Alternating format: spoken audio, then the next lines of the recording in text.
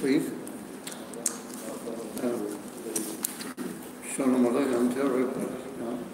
Is that good? Yeah. You should speak again. Yeah. Start. Okay, everybody. I'm not starting now. No? In another few months.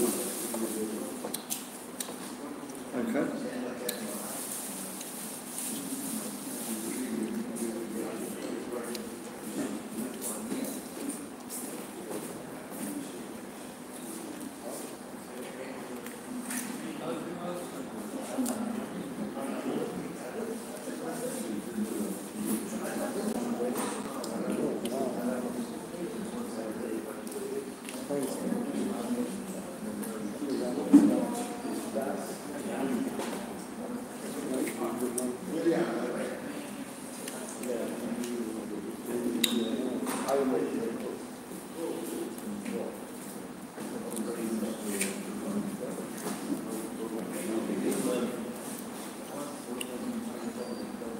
I remember the night when we started to raise the money for the fill-in. I was walking out of Marv in the Chabad Shul.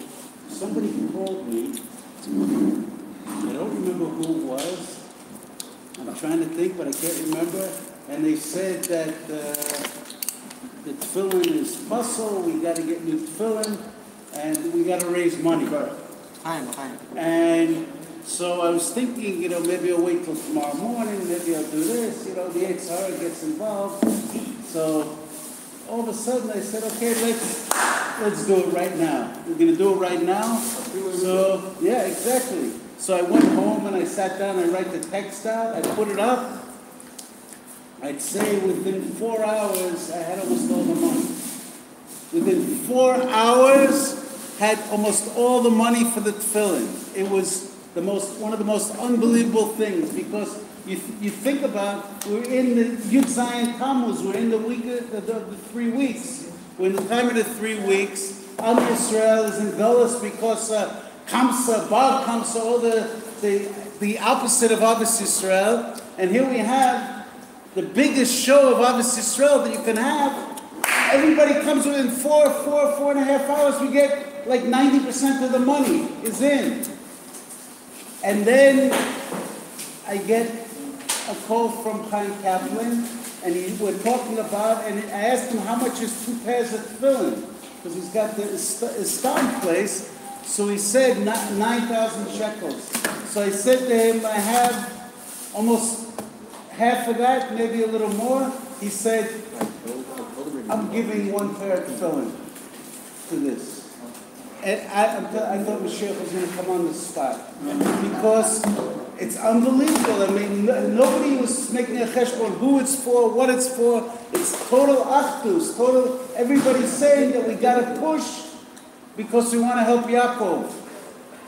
And everybody came together from all 4 corners. I had people, even 2 people from Chutz La'aretz gave me dollars for this, and it was incredible. So I'm still so blown away. And so the next day I went up with, I had some of the money people gave me, there were more pledges, and we had to lay out some money. So, no, it wasn't next day, the day after, but the money came through the next day, basically all of it. And then the next day I went to Sofer Stam, and he was still not awake yet, Yaakov. He was still not awake. And then I got to the Sofer Stam place, and I did all the final transaction with Chaim Kaplan. It was all gesund sein that, with the money and this and that, and we get the credit card for the rest.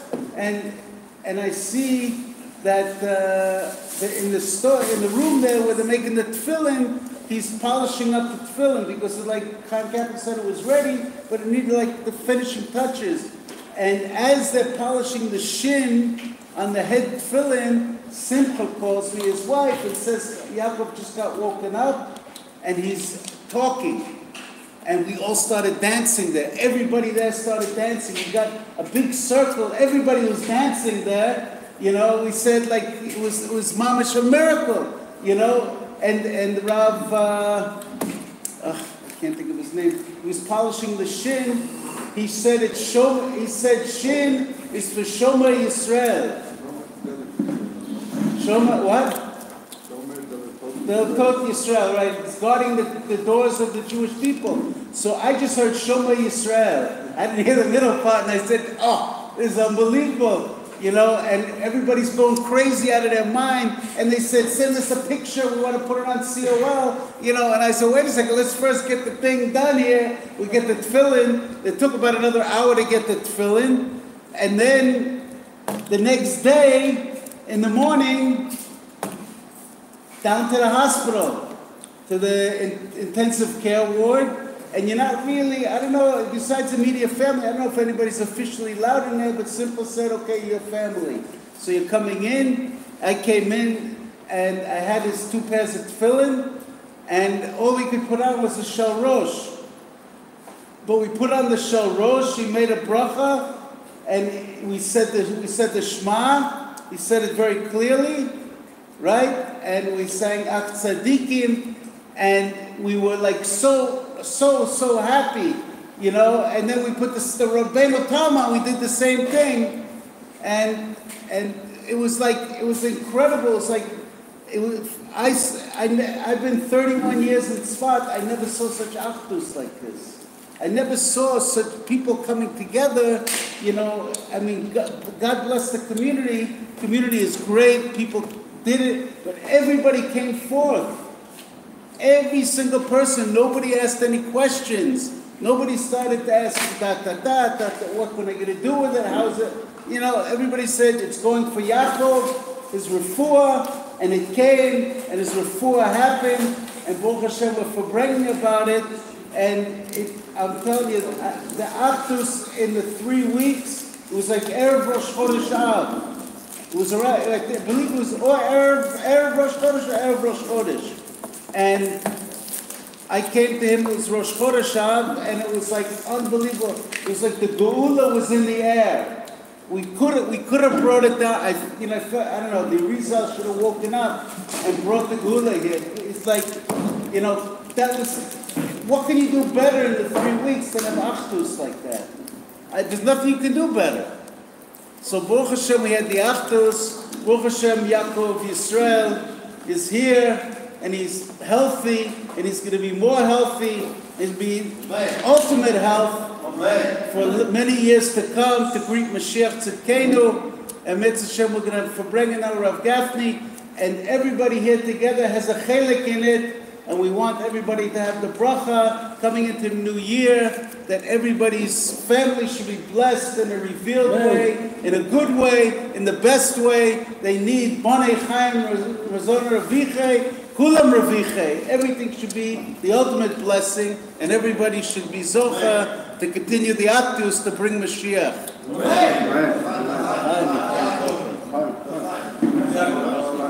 Good health. 120 years of good health and confidence. Oh, sounds like they're coming. That's it.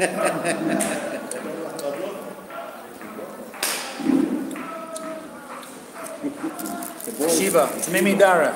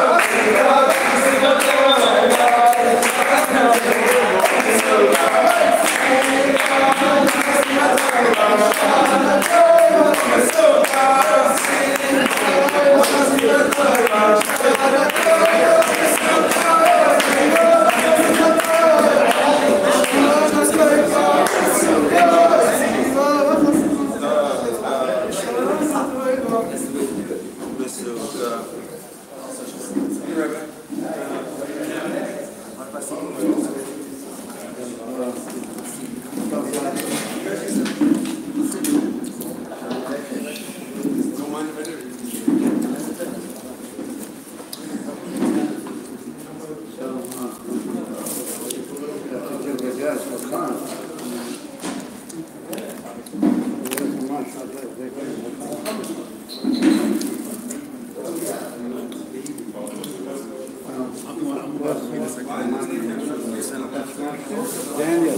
Mashka. When the chair's got it, also. Bring you the bottle. Yeah, yeah.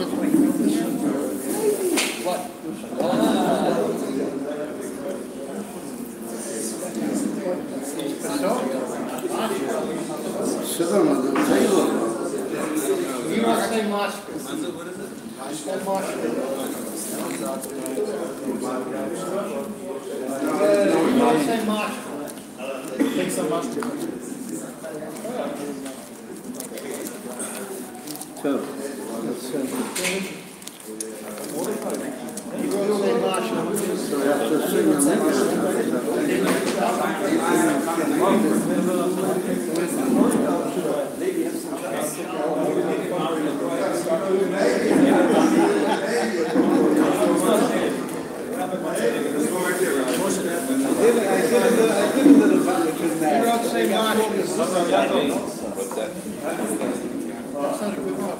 Oh, I don't know. Here.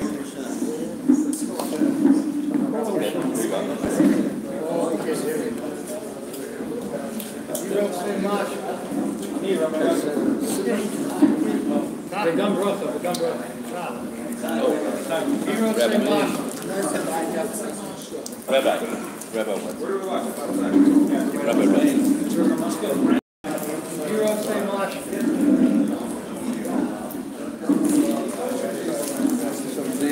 You don't say much.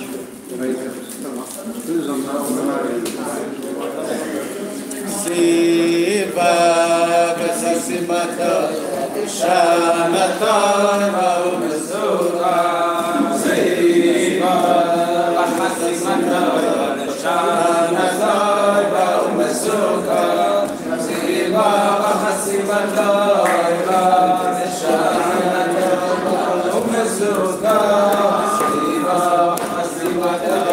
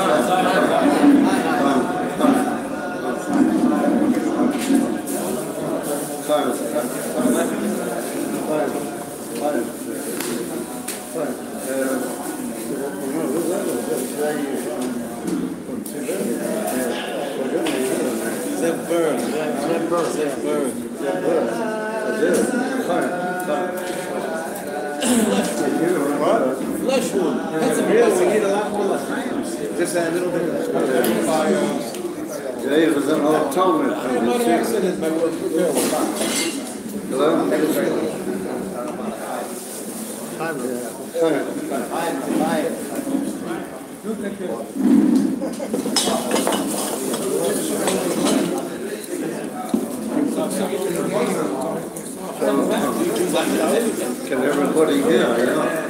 Can everybody hear? Nobody took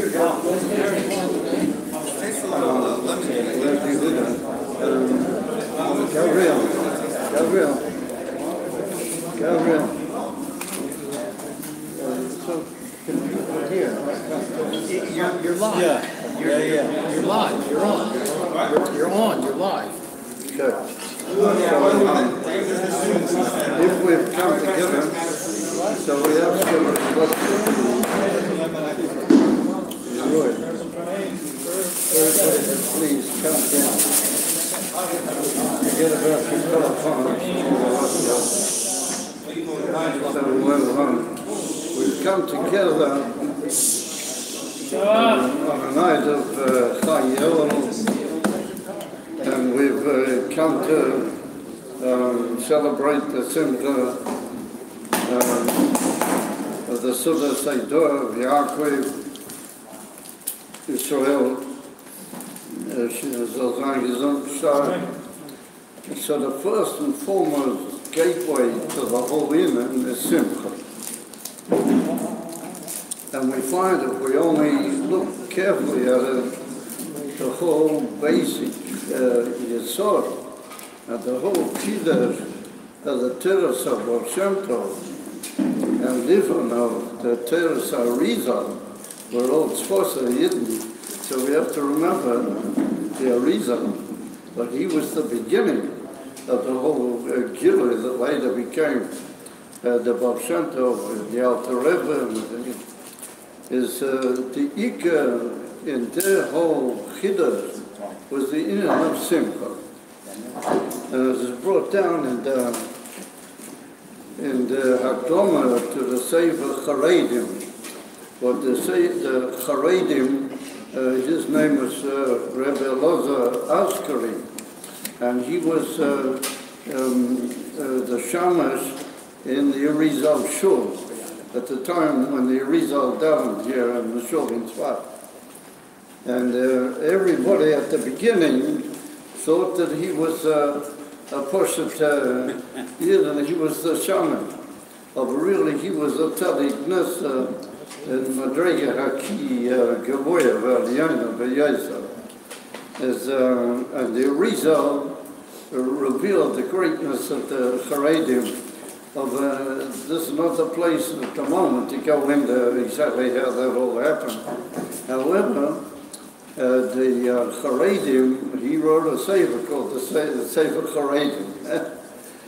And it's a sefer about all the mitzvahs in the Torah, both mitzvahs aseh and mitzvahs lo yisaseh, and all the different limbs in the body which are made for the different mitzvahs of the whole Taryag.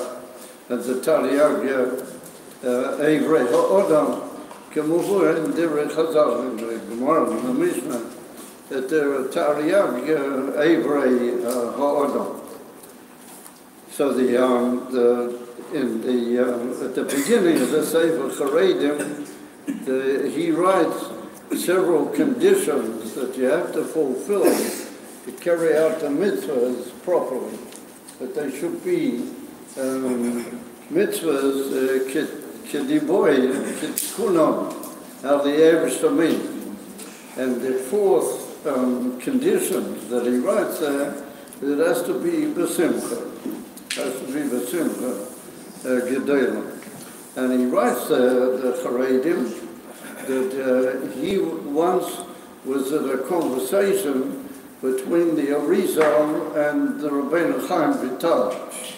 Now the Rabbeinu Chaim Vital, he was the Talmud Muar of the Arizal. And he was with the Arizal for the whole year and 9 months that he was here in Eretz HaKodesh. That's how we call it. That was the whole time. And he writes about himself, the Rabbeinu Chaim Vital, that Yodi lo yizozami toik yodoi, that my hand never left the Arizal's hand for the whole period that the Arizal was alive here in Eretz Yisrael. So he said, the Charedim writes, that he overheard a conversation between the Rabbeinu Chaim Vital and the Arizal. And what did the Rabbeinu Chaim Vital say to the Arizal? He said to him, listen, he said, all of us who were your Talmidim, all of us were Isaac in the Kabbalah. We've all learned the Zohar, and we're all Boki in the Zohar, and we know all the Sifrei Kabbalah, Akadmani, and everything. So he says, but there's one thing that's clear to us, that we are absolutely not in your league, You're another ball game altogether, And I am witness to the fact, that's what he writes there, that the Rachab said to the Arizal, that I am witness to the fact that Eliyahu Hanavi doesn't leave your hand, just like I don't leave your hand. That Eliyahu Hanavi doesn't ever leave you. So he said, ask yourself the question, what is your patent? What is your, how did you make it, what you made? And we could have learned the same material, but we haven't come to that madrega, cloud. That's what he writes. The Rachav asked the Arizal. So you know what the Arizal answered him? The Arizal said, Mipnei Tova Echad Bilvad. It's only due to one thing. he says, Shekol mitzvah, shehoy sabor, liyodi, aisi oise, v'simcha gedela, ad ein kates v'tachlis. That's just the lesson, yeah. You can look it up, and see that the Arizal said about himself that every mitzvah that came to his hand, he did v'simcha gedela, ad ein kates. So the Harikoims, the Venachim, his eyes were jolting out, what does that mean, how do you get to a simcha like that? So the Arizal said, that is my patent, that's how I made it to all this Gili Eliyahu. That's what he writes there. And then he said that's what's written in this week's parsha, and it's written mamish in the Teicha. But the Teicha is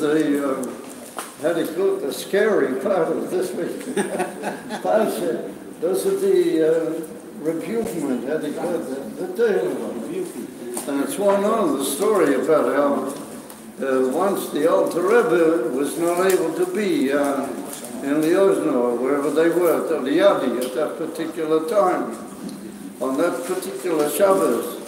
And so another person read the Teicha, or he read the whole Parsha, another Baal Koreh. And it's written that when the Mittler Rebbe heard it, it's put down in our Yom Yom, the story. He had to call it, he fainted from terrible shriek and terrible upset when he heard the Teicha of the Teicha. So people said to him, after they woke him up, they said to him, but you hear it every year. He said, yeah, but when I hear from my father, I only hear tremendous bracha. I don't hear this type of thing. Which means that the Alter Rebbe was manching. And of course, and could say that everything was only positive. And he thought it was only perfect and positive. Oh, Maila says the Arizal, it's written in the parsha, Tachas asher lo yavadato es Hashem alakecha b'simcha u'b'tuv levo mei roiv koil. May roiv koil from all the good things, then v'avadata es oyevecha rachmanim etzlan. That's why you have to serve your enemies. That's the shorosh u'mokir of the whole Torah. So it comes out that that's like a general statement in the middle of the ganze Teicha. You've got a general statement where the Torah sums up what was the problem that brought ultimately to the Golden. And so he said that there wasn't the kiyum of Torah mitzvahs b'simcha. However, he said not just b'simcha. It has to be the kiyum of Torah mitzvahs b'simcha mi roiv koil, from all the possible good. So came along the Arizal, and he said that means that you imagine all the possible good that you could get out of this world, and it was all given to you, and you packed it all into your pocket, and you became a trillionaire, whatever you would have become on that moment, with all the Toiv, the Gafni, the Yesh B'Kolo Elul, and he said you got to serve the Avesta with the Torah mitzvah more than all that super that you would have had. Yesa me roiv koil. More than, in other words, that may roiv koil means more than all that unbelievable super that you would have had. You follow? That's the reason I said I just keep the posse in the simple meaning, So the Alter Rebbe in Tanya, the Bala Simcha, and the Alter Rebbe in Perikol Ho, right in the middle, the Alter Rebbe brings down that Pirush of the Arizal, and he says, Ki Yedua Pirush Arizal al Posik Zeh. Tachas Asher Lo Yavad, as a symbol And so we see that in Tanya, the Alter Rebbe is already hinting that everything started with the Arizal, but it didn't start just with the Arizal, it started with the Simcha that the Arizal brought into the world. And not only did he bring into the world Simcha, but he brought Mirayko more than all the possible Simcha you could possibly imagine that you would get out of this world. Of Amela, that's the beginning of the whole story. So the Arizal was the forerunner of the Baal Shem Tov. And we'll talk about that maybe a bit later, how that works. Upon him, the Baal Shem Tov was the follower in Europe in a later period of everything. The Arizal began here in Tzfat, Yerakoida, and in Eretz HaKodesh, Eretz Israel. Of Amela, everything, and therefore the Alter Rebbe writes in the Eretz HaKodesh in chapter 26 that the Arizal said, mitzvah legalis zois hachokma.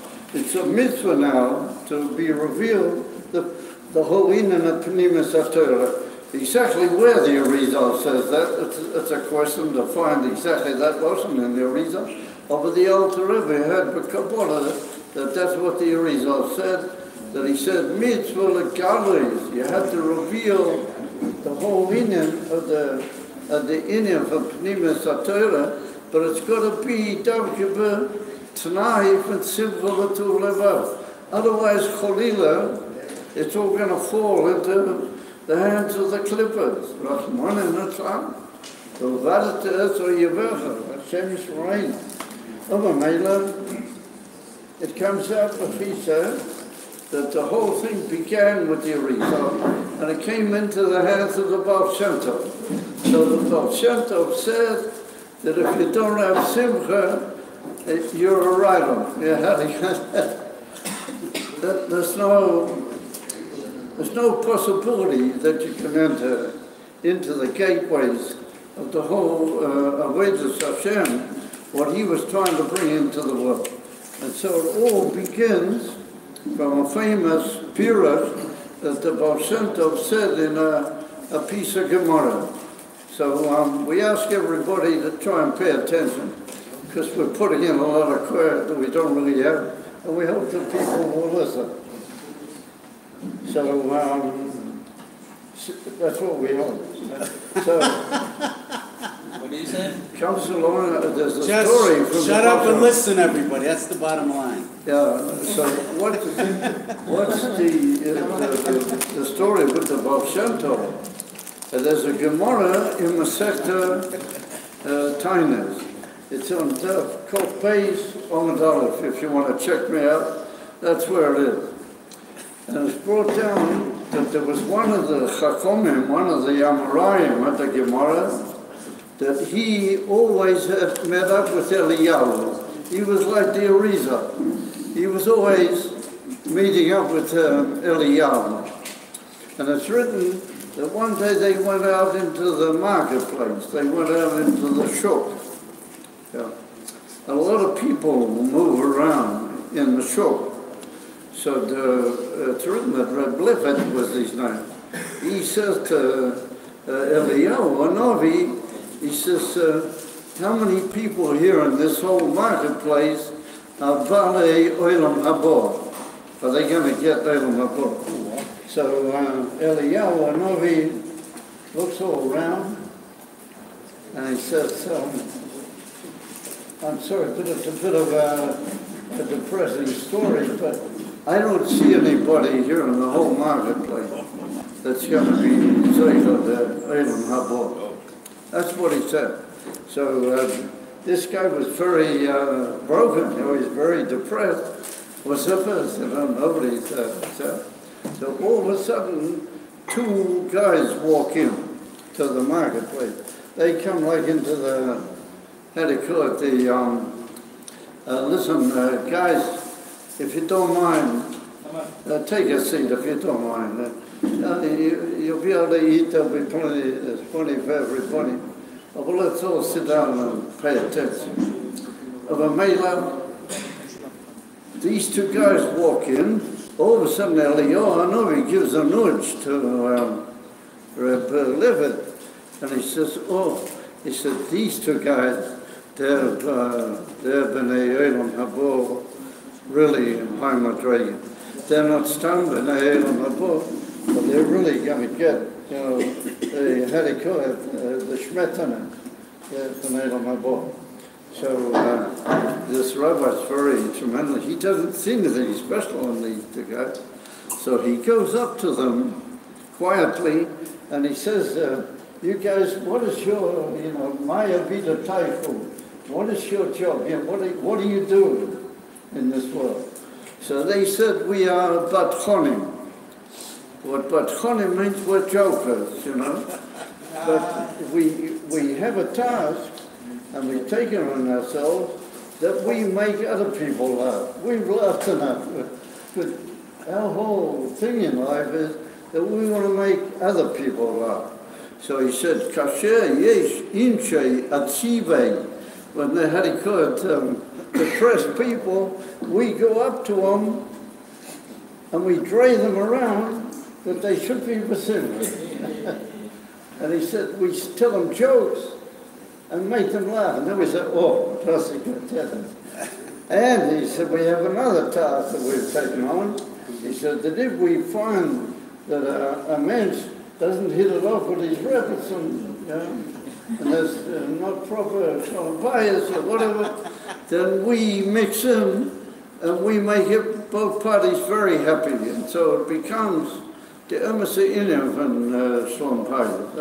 That's what we've taken on ourselves recently.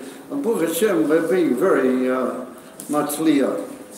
And so this rabbi, he was so tremendously impressed, that these guys are Zoicha, to Elam Habor Alien, because they make everybody smile. And therefore, I came into the Farbrengen before, and I saw somebody who wasn't smiling, so I said to him, give a smile, Baruch Hashem. It was very effective on the spot he smiled. What happens is, that comes along the Baal Shem Tov, and the Baal Shem Tov said, this is a rather strange story, two jokers, they're going to get into Habor, Ad Kedikach. So he says, you know what? He said, those two jokers, they were really very, very high Neshama. They were very high Neshama. And maybe they were like the tzaddikim historian. And what they did was that they saw a person, they wanted to be miyached Elakusa Yisborach on this person. They wanted to bring down that this person should be zoicha to have Inyon Elakusa in his life, that they should light up his life. But if you're not Basimcha, then Elakus won't unite with you. You understand? You get the point? If you're not Basimcha, then you and the Yichud Elyon remain two different parties altogether. We want to be Miyavad Hashem on each and every person. But if we see somebody who's a tzir, then we're going to turn him in otherwise. And even if you just go into a simcha chitonia, Beregim Mitzadeh is a joke, that is already enough that Hashem can come and join with you. And that's a famous mitzvah I told the other day. I forget who I told it to. There's a mitzvah that Tzemach Tzedek, what he writes. Oh yeah, I think I told you that. Anyway, there's a mitzvah that Tzemach Tzedek where he writes that if you don't feel simcha, you should do this, a few times, and then you will feel simcha. That's a statement, Tzemach Tzedek. And if you guys ever noticed, the Rebbe is an Einev from the Tzemach Tzedek. And the Rebbe is the Baal Shem Tov, and he's the Arizal, he's everybody. If I used to see the Rebbe and somebody, the Rebbe would walk in, all of a sudden he would see somebody, and he would go like this at him, wave at him. And I once had a Meiser where I was outside, I think I told the book, I don't know, I told somebody the story. And I was outside 770, and I happened to be standing in the wrong place. Everybody ran away to the right place, but I didn't know, you know. And because I used to come as a visitor, how am I supposed to know? So all of a sudden I'm left on my own in a certain point. But I was leaving in a few hours on a plane. I wanted to say goodbye to the Rebbe, but I don't know how you do that. You know, how are you going to do such a thing? You know? But I was quite innocent. I didn't stand in this place because I wanted to attract attention. It just so happened that I stood in this place where you're not supposed to be. So the Rebbe walked past, Mamish. I'm like here, and the Rebbe walked past, and the Rebbe went down a couple of steps. Then all of a sudden he swung back and he looked at me tremendously, powerfully in my eyes. Mamish. The Rebbe Mamish gave me a... And he went like that at me 4 times. Mom, I'm dry, you know, like that with his hand, you know. I just managed to get my eyes choked up. I just completely, utterly, you know, collapsed. Oh, but that's what happened, Kacha said. So why did the Rebbe do that? Because the Rebbe saw on me, you know, he saw that I wasn't besimcha. And if you're not besimcha, then all the amshachas run off you, you know, it's like water off a duck, you know, it doesn't sink in, you know. In order to be miyuchet, betachlis, whatever goes, you have to be besimcha. Do you hear that? You have to be besimcha, mamish or begoli, you have to be besimcha or betur levo.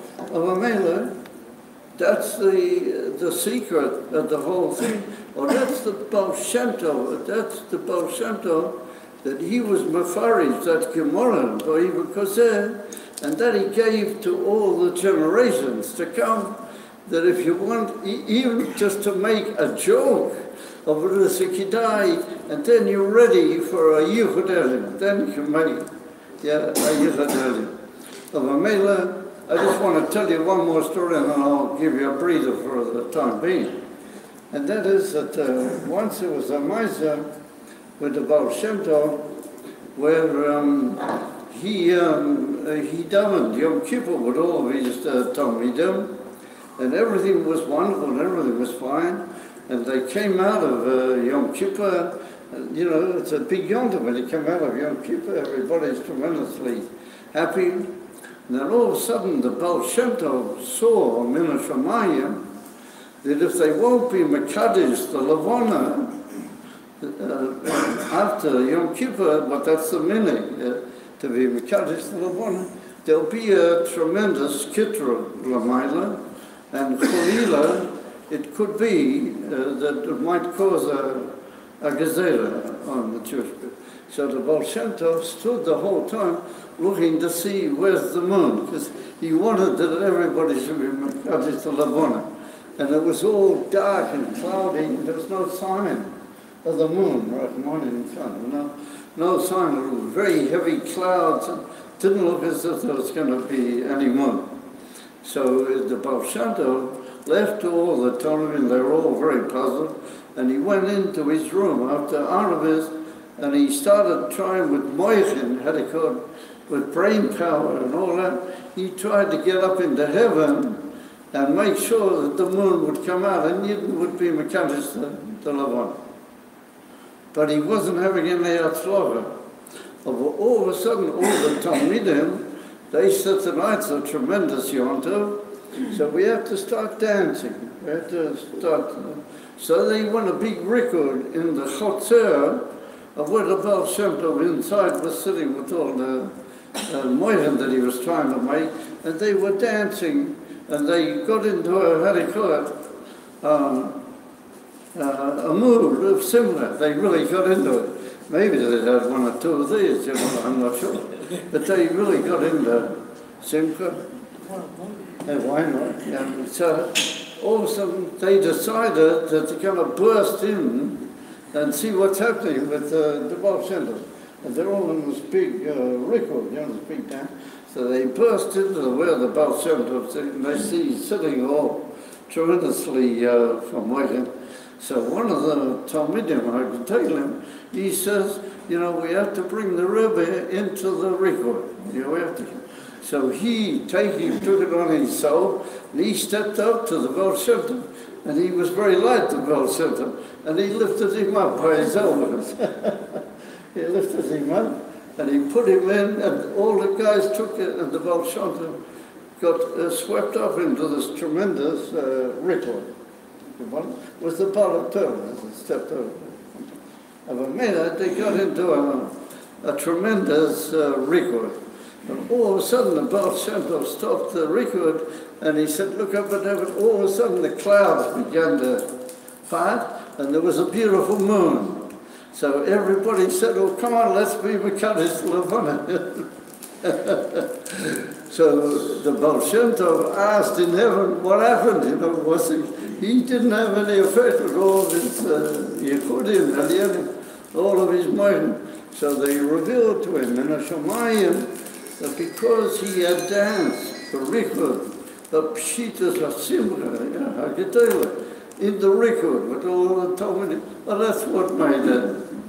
All the Moichin and all the Yehudim Aliyah didn't make it, but the Simcha, I don't know. Doesn't happen the heavens, and there was a beautiful moment. Because he danced or because they all danced? Because he danced, because the students danced also. Everybody danced. It wasn't an argument, everybody danced. Aber Mela, kommt euch, that through the Indian, a Simcha, through the Indian, a Simcha, we can poil that the heavens open up, you understand?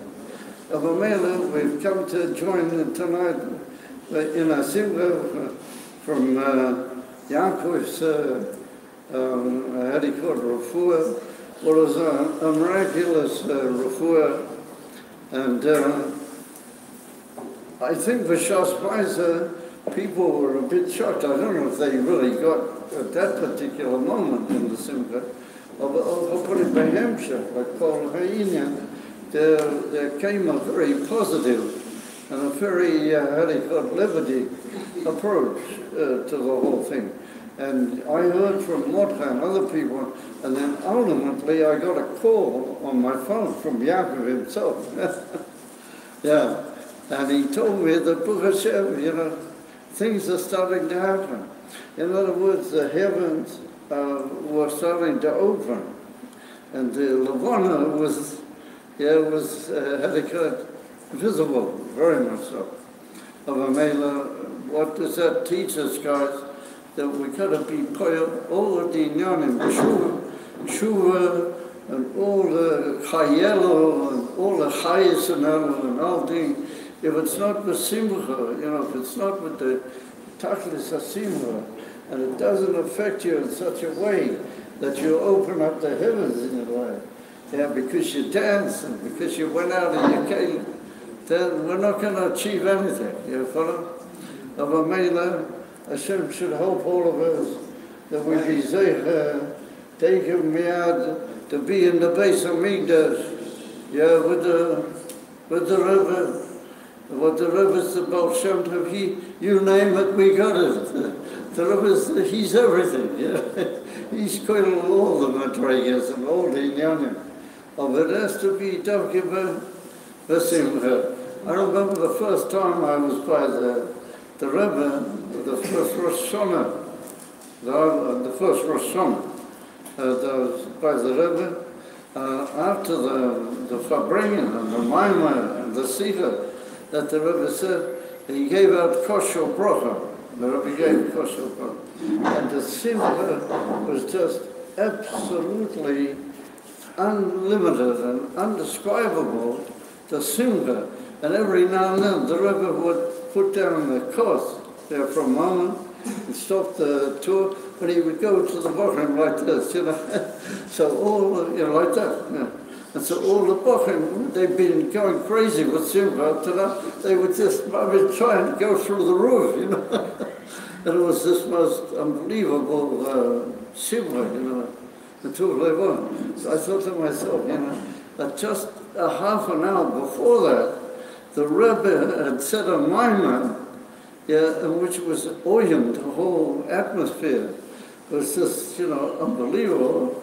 And in a short time, there was this unbelievable switch into the scene and the simcha, you know.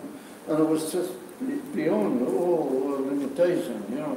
So, Maila Mikol Mandido Akbar is a simcha that to be mamshik or kol hashana, and to bring down, yeah, that going into the weekday with Siddhas as one arm. That's the reason for the Farbrengen, is to go into the weekday already still with the Siddhas. The Rebbe put it down with this unbelievable union. Asimcha. That's our message to us all at this moment, that we ask for Simcha, and we're going to increase the union for Simcha, and Be'ez Hashem, we're all going to be in Mekabel, the Naya Yom, we're Rosh Hashanah, also for Simcha, and it should be else in the neighborhood. Emes Simcha, you know, but Pnim Yisalev, and there's no doubt about it, that Eliyahu, Hanavi, will get down to do his job, you know. He has to come and tell us all about the Geula. So whether he will come before the Geula or after the Geula, or B'shas HaGeula, is a whole discussion. But let's not worry about that. Let's leave that to Eliyahu Hanavi. Chaim, everybody. Chaim, and the big is oh,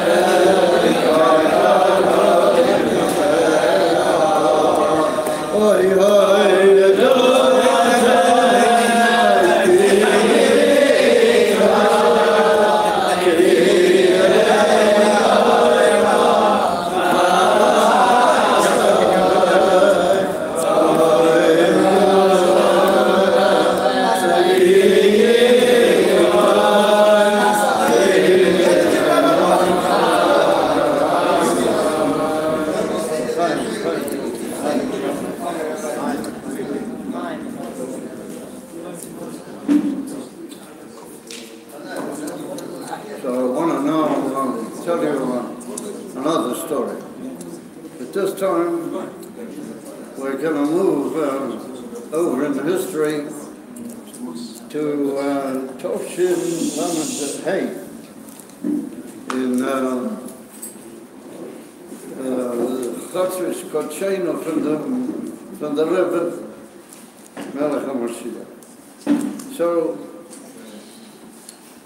I was there to be there. That was already about the fourth or fifth time that I had already been by the Rebbe. I was there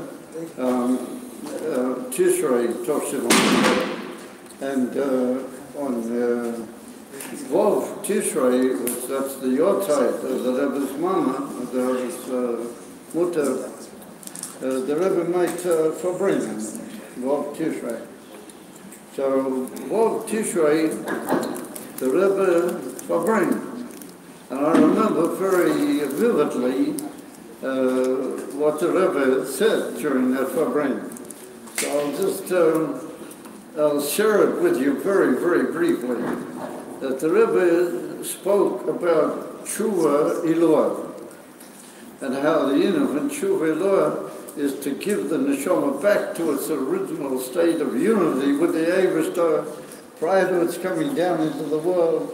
And Davkir B'Ivin Shal Simcha V'Oid V'Oid Yekamuvua B'Igeras HaTshuva from Perik Ches and Tes and Yud, the whole inner of Tshuva Elul over there. So then in the middle of the Farbrengen, all of a sudden the Rebbe smiled and he looked at everybody and he said, I'm talking here about Tshuva Elul. He said, maybe there's quite a few people here who haven't finished with Tshuva Tato yet. That's what the Rebbe said. He said, maybe there's some people who haven't finished, but I'm talking about Tshuva Elul.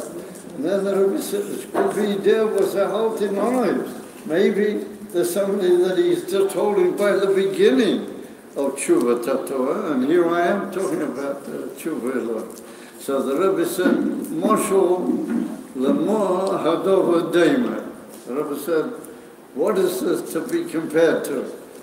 So the Rebbe said, the Zohar mentioned such people that they're called athletes. How do you call them? Athletes. Yeah. Yeah. So the Rebbe said that some athletes are jumpers.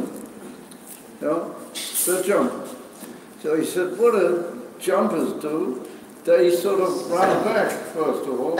They go back and they prepare for them, they run, then they come to the jumping point, and then they take off into the air. And some of them even use a big staff, they run, and they dig the staff into the ground, and they take off into the air. So the Rebbe said there's such a thing as a world record. And a world record is something that's made to be broken. Somebody has to jump further than the world record. So comes along somebody and he jumps more than the world record. So the Rebbe said, the question is, did he know at the moment that he jumped that he's going to break the world record? So the Rebbe said he doesn't know. He didn't know, or he doesn't know. All he knows is that he's got to jump. He's got to make a inhuman, what you might call, maximum effort, and he's got to take off into the air. It could be that once he takes off into the air, he's going to beat the world record. Who he's got. But he's in this to put the big staff into the ground, the pitch into the air. I wish of a time. What's going to be with the world record? It's very likely that he will land on the ground up to the world record. So the Rebbe said, Lafisa, that all he got to do is jump. You've got to, you got to start off a bit, running backwards, preparing yourself. There's a certain point where the Ika avoider is to take off go up into the air, jump. I tell you there where you're going to finish. It could be you'll finish more than the world watchman. In other words, it could be you'll finish more than what is usually the madriga that people reach. Oh, but that's not your in. Your in is to take off into the air, and kuli haivu ulai, you'll break the world record. So the second time that we have to jump, we could have moved to a certain point. Yeah, with tshuva tattoo, with simple thing. But then we're going to take off into the air. And who knows where you're going to reach. If you're already flying into the air, then one can never know what's going to happen with you. And so that was that was the two in Yonim, or we find it's brought down in the words of the Rebbe Rayat, that there are two things in tshuva. There's what we call inyan tshuva, and there's what's called mahus tshuva. What Indian tshuva is where you do what you can, and you get a bit upset about your situation with the whole thing. That's like tshuva tatur. That's like busying yourself with your own drawbacks and trying to do something about it. But there's an inyan for mahusa tshuva, and mahusa tshuva means that you change your whole soul, absolutely. And so there's no worrying anymore about the things you were concerned about, because you have moved over into another, how do you call it? You have moved into a different world altogether. You're not the same person as you were before. You know the famous quip. There's a famous quip. There's a Gemara Masechta Kiddushin that says that a person says to a woman, Arayat Mekudeshesli al Manashani Tzadik Gomo, I'm making a condition that I have to be a complete tzaddik, for the Kiddushin to be chal. Afilo who Rosh Gomer, even we know him to be a Rosh Gomer, then it's a Sofi Kiddushin. The Gemara uses the expression Mekudesh, over the Rishonim passing that Sofi, although Kapona she needs a get, she has to have a get. My days of Kiddushin have happened. After Egypt, we know him to be a Rosh Gomer. So the Gemara says, Shema Hiraher B'Tshuva. Maybe at that moment that he actually gave her the money, the pruta or whatever he's being mekadosh, maybe he thought about tshuva. He was mahara of tshuva. So the great Meforshim say that that doesn't mean stam, but that hero tshuva turns him into a different person. Who kwa ish acher legamrei. So what we see and what happens to be the truth are two different things. Therefore, another person is being mekadosh and not him. You guys, and now it comes to it, that somebody else, he's being mekadosh. So he's a tzaddik gomer. So he's the one that's being. That there's a union of mahusa tshuva. A mahusa tshuva is that you move completely from where you are now and you break the world record. You become something completely different within your very soul.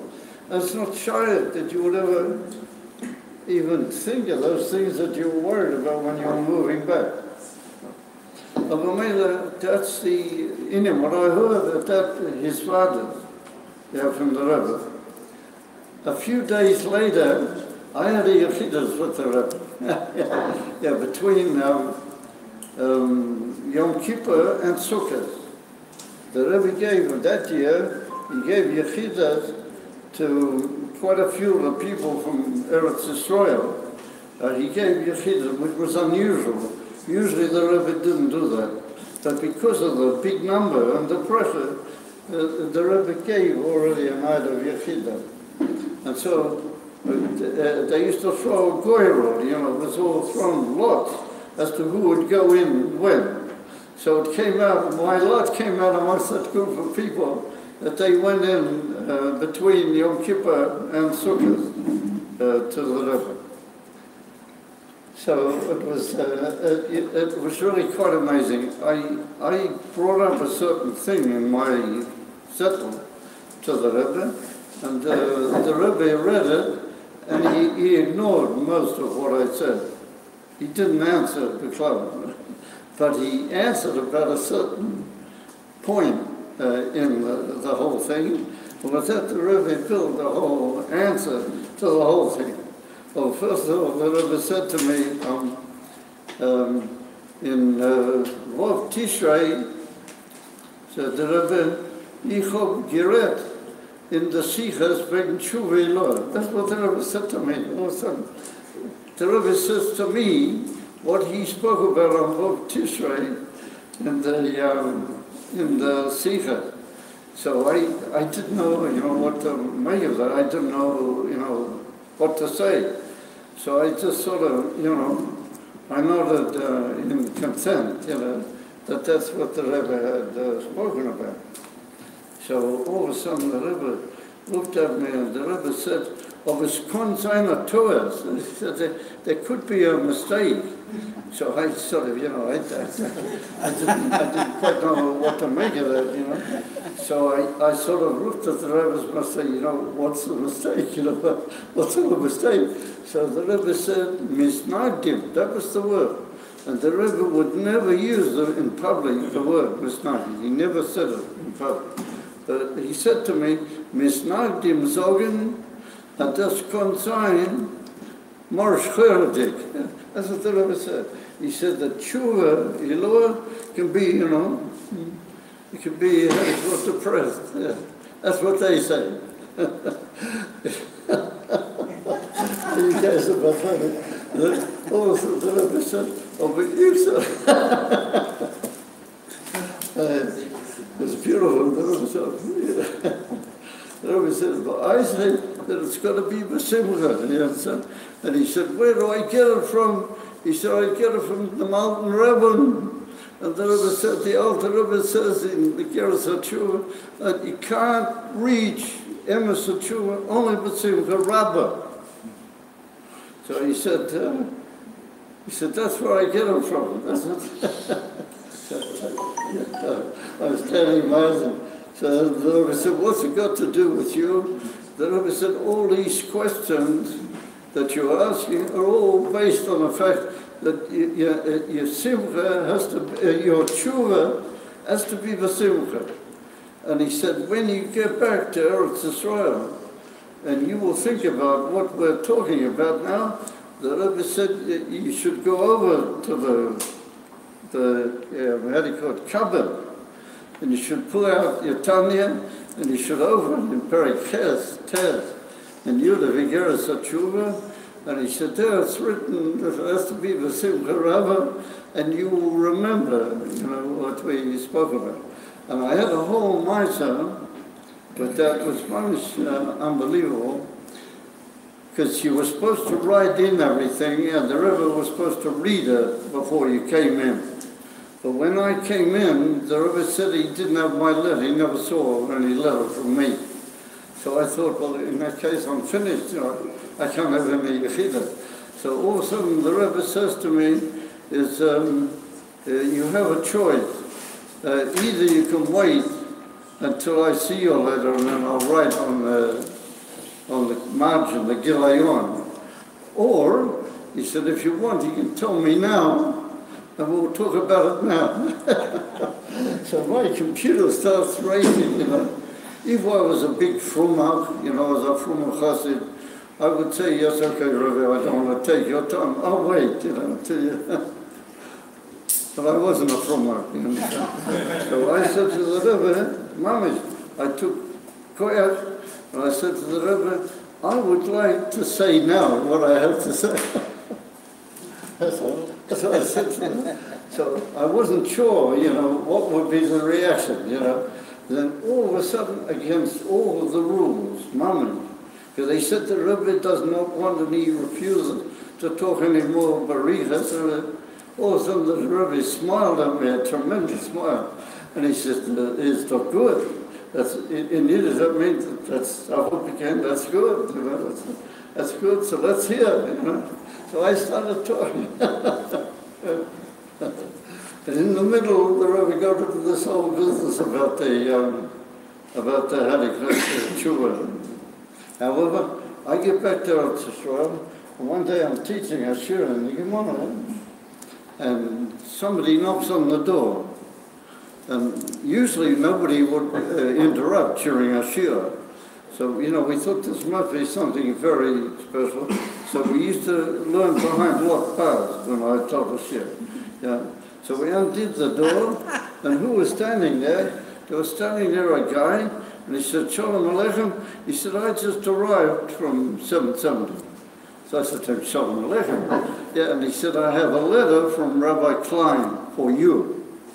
I said, oh yeah, it's very good. So he said, take it.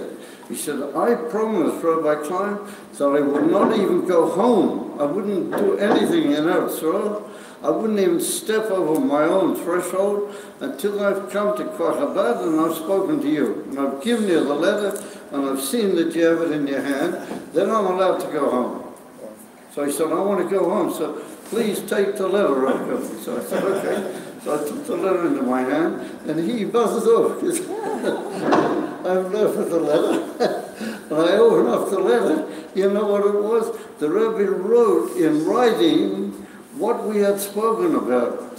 He gave me I was a 2-time winner. And so he gave me the Balpeh in Yechidus, and he also wrote on the Gilayon, yeah, a whole thing. But what he wrote on the Gilayon was different than what he said in Yechidus. A little bit, not huge, but very important difference. But I'm not going to bother you with all that now, but suffice it to say that it was just,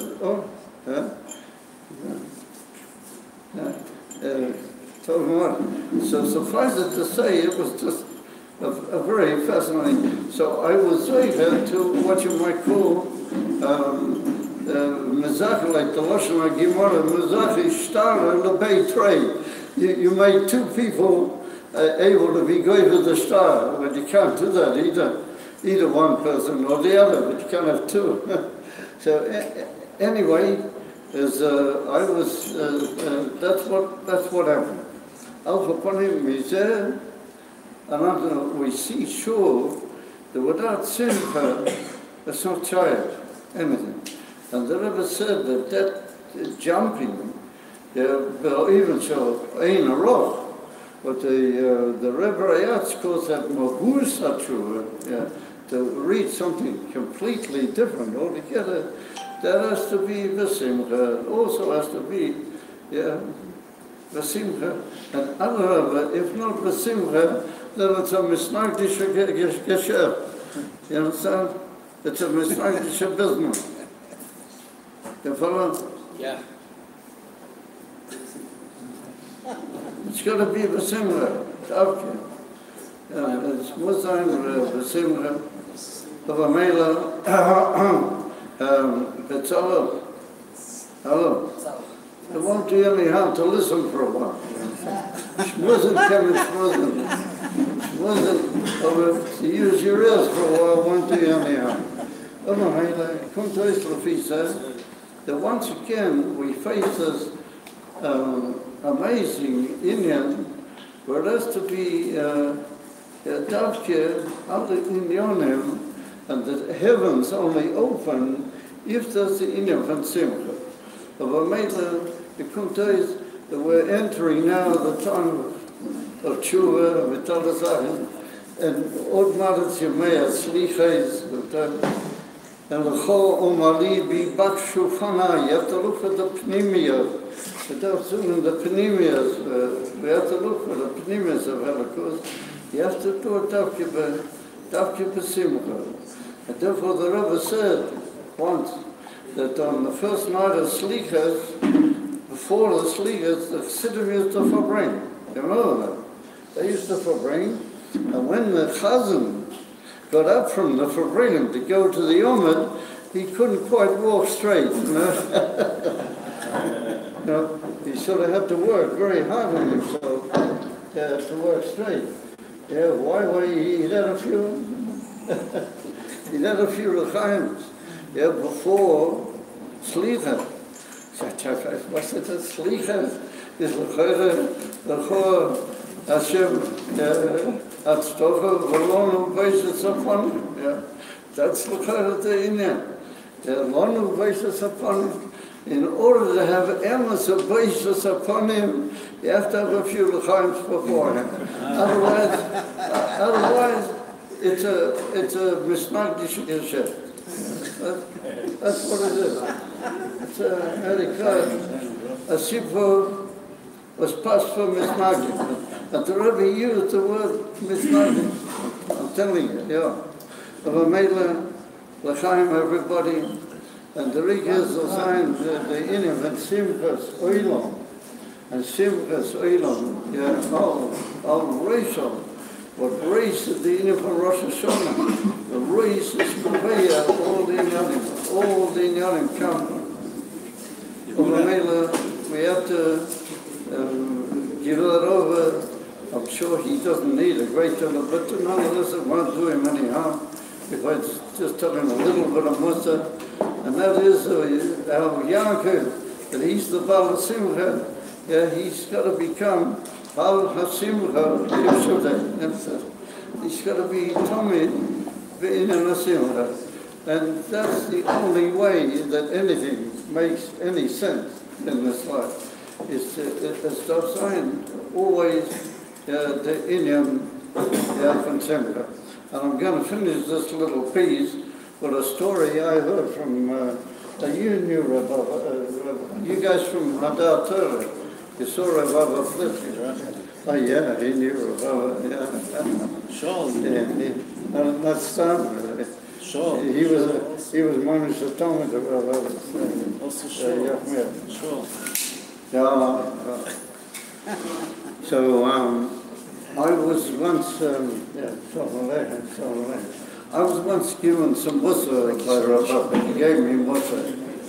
And Rabbi, this person I'm telling you about, and he said, you're all fine, but he said, you're too serious. He said, you have a leaning to Morosh Korah. Where's Mendel Kum? He's not here tonight. No. The other, on Shabbat. Mendel Kum said to me as I was leaving him, he said, Rabbi, you have to be the Simcha. And I said, what are you talking about? So he said, I feel on you that sometimes you have a shmek tabi. You know what a shmek tabi is? A little bit of snot. You know? A little. And he said, you have a shmek tabi on Morosh Korah. I said, oh, wow, you're so right, man. And he said, I'm putting you in your place. He said, that's to be, the similar.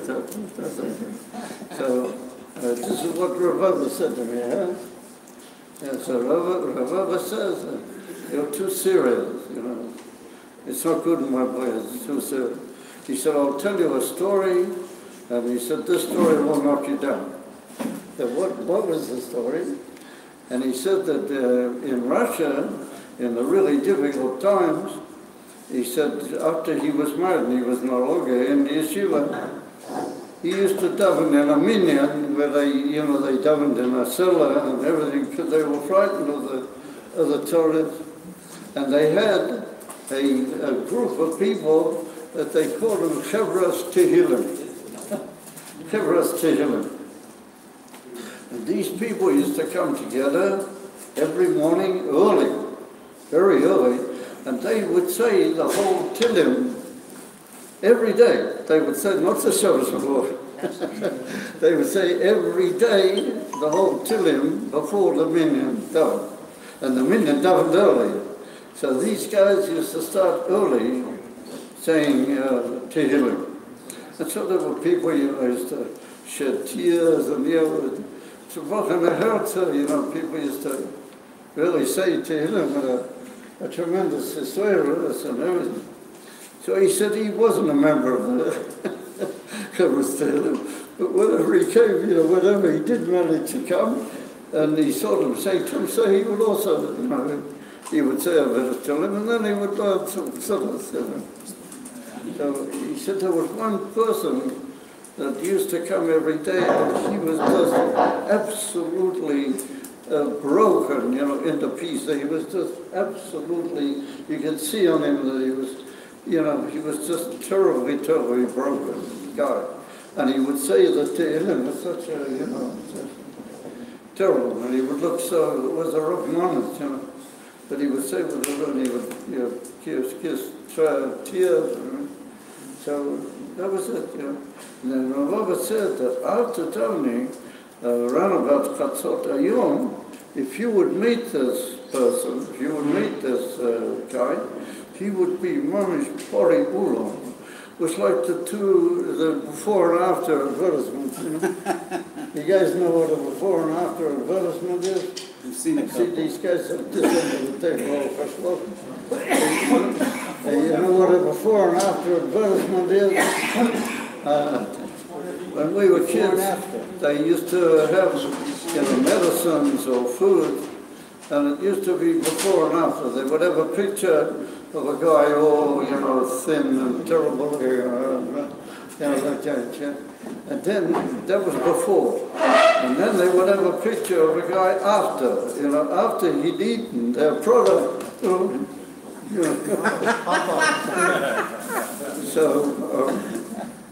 So Rabbi says to this guy, he said, Mama said before and after advertisement. He said, before davening, you look the way you do. And he said, around about Chatzot Hayom, he said, your mom is pori ulam, Philip Flores, I could be a little bit like that, So he said, what's the time patent? What's your patent? So he says, you know something, and he told him the whole trouble. So he had a wife that she was never Meshuggah. And one of her problems was cursing, So when he got home, she would spend the whole night cursing him, And he had terrible, But, so people would say to him, listen, divorce her, He said, what? He said, that's my ziluk, That's, I got a broken from the river. So, he said, how can I divorce her? She's my ziluk, I can't possibly do that. So what happens to it? So I just put up, every night. I managed to get a couple of hours sleep, but even in the middle of my sleep, if she wakes up, she curses me. I said, by the time I come in the morning, I just, I'm just, how do you call it, I'm reflective, Yeah. Oh, yeah. That's mental, yeah. I'm just, how do you call it? So he said, Rabbi, yeah, we see of you, But he said, you know what? He said, however, Hashem gave us tefillah. He gave us davening. So he said, what is the secret of davening? He said, the secret of davening is, Hamachadish b'tuvei b'chol yom tomid ma'aseh b'reises. And he said, we say it twice. Yeah, we say it. In Pilas Christian, we say it twice. We stress. And he said, the Baal Shem Tov learned from that every moment, the Baal Shem Tov is the Baal Simcha, that every moment it's a new world. That every moment it's a new world. So what I've been putting up with in the last moment is not approved. The next moment is a new world. It can be something completely different. So there's nothing to be broken about. It will have to be the simcha gedela that I've got a new world altogether in front of me, and it doesn't have anything to do with everything I've been going through. It's a new world, a ganz neue Welt. He said, mit alle Oilem Zeljenim and Taktoinim, and he got all worked up and he started dancing on the street. And he said, we're going to have a whole new universe in front of us. And he said, I'm going to be worried about the curses, will I get nighttime? He said, and he said, Mamela, what I do is I take my siddur and my talis and tefillin, I plug into the electricity of Hamchadi Batur Kolion Tommy Mazabaration. Uzamela, he said, I'm happy, it can't possibly be anything better. So he said, I go back in the night time and have it all over again. He said, that's my problem. He said, I haven't heard properly, I haven't really heard the whole message of a completely new creation. I haven't heard it properly. And therefore, Shem punished me a little bit, but I'm working at it, you know. I'm going to hear. And he said, one day it's going to happen. That's just going to be a new world, and everything will be different. So Rabbi said, that's the way you're going to be. He said, no more shchera, you know, dancing in the street. It's a new world, completely new world. What is that other dancing? A complete, yeah, a new, not just a world, a complete new universe. That's the secret, you follow? That's the secret we've got to give over to Yaakov. He's got to realize that it's a new world, you know. Mela, don't ever dream that you were ever sick, you know. It's a lot of Hillel and Hester. Oh, but now it's a completely new universe, and it's a completely new inner. So that's what the Arizal said. And the Arizal said that if you got all the possible things that the whole creation could give you, wouldn't you be the Simcha? Even better, that's the way you have to be.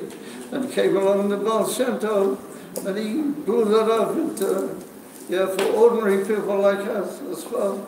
That's the way, plug in to the Mechadid Paturi, V'chol Tommy, Ma'aser Barei.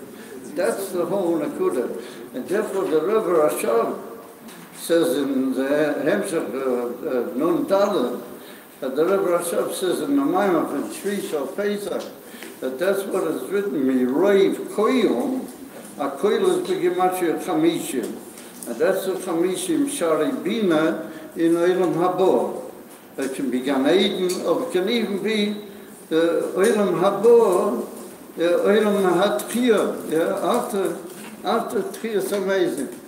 And he said, there's going to be Hasogas, that ain't Shia, and that's Rov Koil, Koil is Hasoga, but that's Roiv Koil. And he said, one mitzvah that you do, V'zeh Ho'ilon, is worth all of that. I would have thought that somebody would have fallen off their chair or something. You got to realize that that's what the Rebbe Rashav is, Mechadid. That Roiv Koyo means the whole Inyan from Elam Habo. The one mitzvah, B'zeh Ha'ilon. And that's what the Rizal meant. That was the Pnimias of the Pshat of the Arizal. God. That's what the Alter Rebbe means in Tanya when he says, Ki Yadua Pirush Arizal V'Pasik Seh. That's what he means. L'chaim, everybody. L'chaim. We got to tune in. We got to catch in. Have to plug in. We got to realize every moment. We got to do tshuva, jump like a crazy man. Dig in your stick and chuck yourself into the air. Well, who's a tshuva? It's a million. Chasing yourself. And that's love around. And Beis Hashem, with Yaakov together, and with everybody in the whole community. And this is a union of the whole community, as Mordechai pointed out. And Yaakov for sure points out that this is a unity of the whole community. Everybody is involved here, all of it. But to be with Givaldik Simmer, and Emerson Simmer, and take it we have money, be all together in the city, so long. And it's a dull sign, with brave Koyal, and we'll begin to realize what we've been involved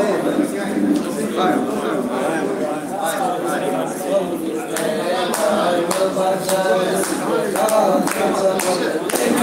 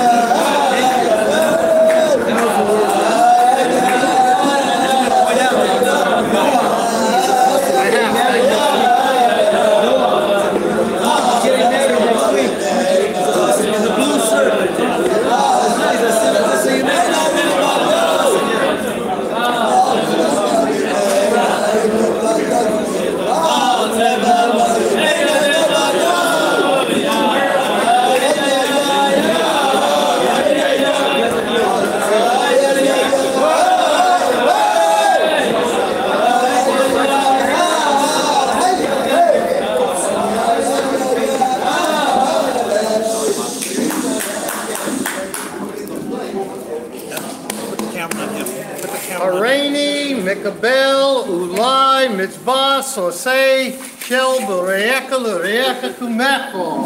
Yehi Adonenu, Morenu, Barabeinu, Melech, a Mashiach, the Oil Boy. We learn from the Rambam that the portal to praying is Hareini Mikabel.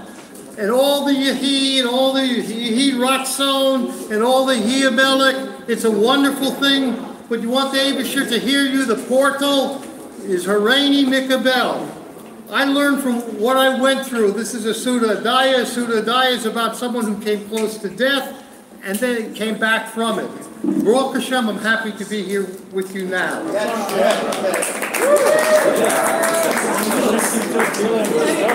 I learned an amazing series of lessons, and I'll try very briefly to speak about a personal issue, and I hope I can get across to you.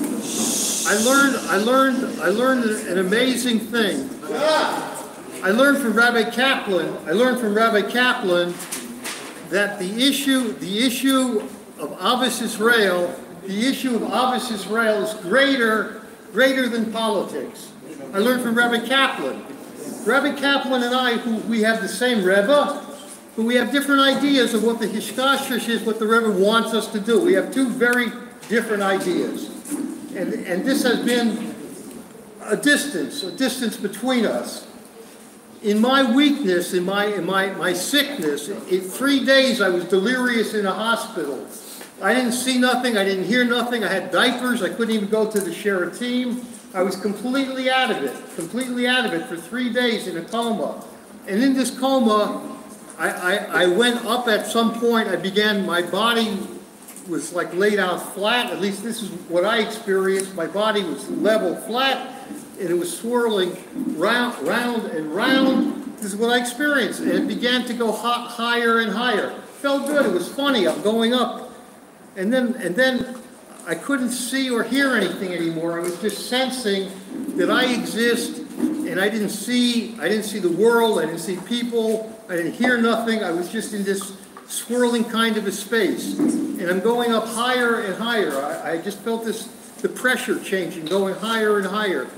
And all of a sudden I said to myself, you know, maybe this is what happens on your way to a higher level. You go through this kind of this experience, this in-between raising business, this in-between level, and maybe you go up, you go like that, and then you just keep going up and up. And I said, that means maybe I'm going to someplace I don't want to go. I don't want to be dead.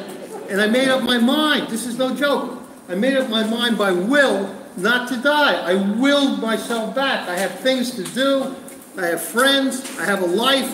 And I willed myself back in the world. And I came back in the bed. So this is how far away. You see me tonight. I'm speaking to you. I have a hat, a kaputta. Maybe I look halfway normal. I don't know. But believe me, I was very much out of it. 6 weeks in the hospital with a crazy bacteria and a crazy experience. At any rate, Rabbi Kaplan, he showed me an amazing lesson, because they checked my tefillin and they checked the mezuzahs in my house, and they turned out that the Rashis were puzzle on the pasuk, the Yad Hazak, Yad Hazak. And they found in my house, they found 4 tefillin were also puzzle, 2 of which were Yad Hazak. I mean, that's like not a regular kind of an experience.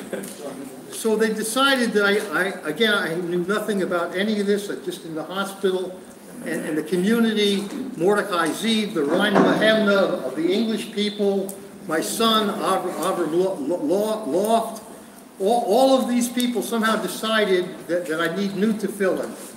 And quite frankly, I couldn't afford to buy new tefillin at this moment that the whole problem came down. And from all of your generosity and graciousness and caringness and showing the sense of we all share the same Rebbe. We have in common one major factor. We all share the same Rebbe. Hopefully we're all learning Shulchan Aruch, etc., etc. But we all have one main thing in common. We all share the same Rebbe. And Rabbi Kaplan, he showed me an amazing lesson that when he heard about this situation, and we had half the money, not all the money, Rabbi Kaplan, he offered to help by giving over the other half the money, or the Rabbeinu Tam. At any rate, today I have to fill in, they're in the Bima here. And Sarah Marzel, she said to me, she said to my wife on the phone, Sarah Marzel, she said, you know, the good news is you're not going to have to check your tefillin this year. I got tefillin, and I got a lesson from Rabbi Kaplan that Ahavas Yisrael is greater than politics. So I want to say, Torah Echad, Rebbe Echad, Am Echad.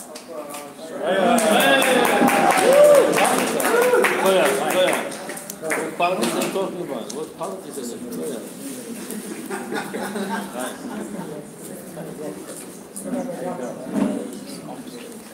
Der Lied will abkommen. Will sein unser Schochen teuer. No, ich kann And explain from who he is. Правда, мама да шута is тайли. Ja. Ja, видите, что это плохо. Это так плохо, это מצליח. will sein unser Schochen teuer. Will sein unser Schochen teuer. Is that here? You were by me in school. You were in my house a couple of days ago. So, Be'ez Hashem, I'm just going to repeat what I said then as a prophet. And that is that in the Likutei Torah, the Balatanya, he's Madayik in the Drusha Rosh Hashanah, that why the Yidden call the first day of the year, why do they call it Rosh Hashanah? Call it Tchilas, זה היום תחילת מעשר, תחילת השנה, תחילת יום ראשון של שנה חדשה, אחרי Elul, call it New Year.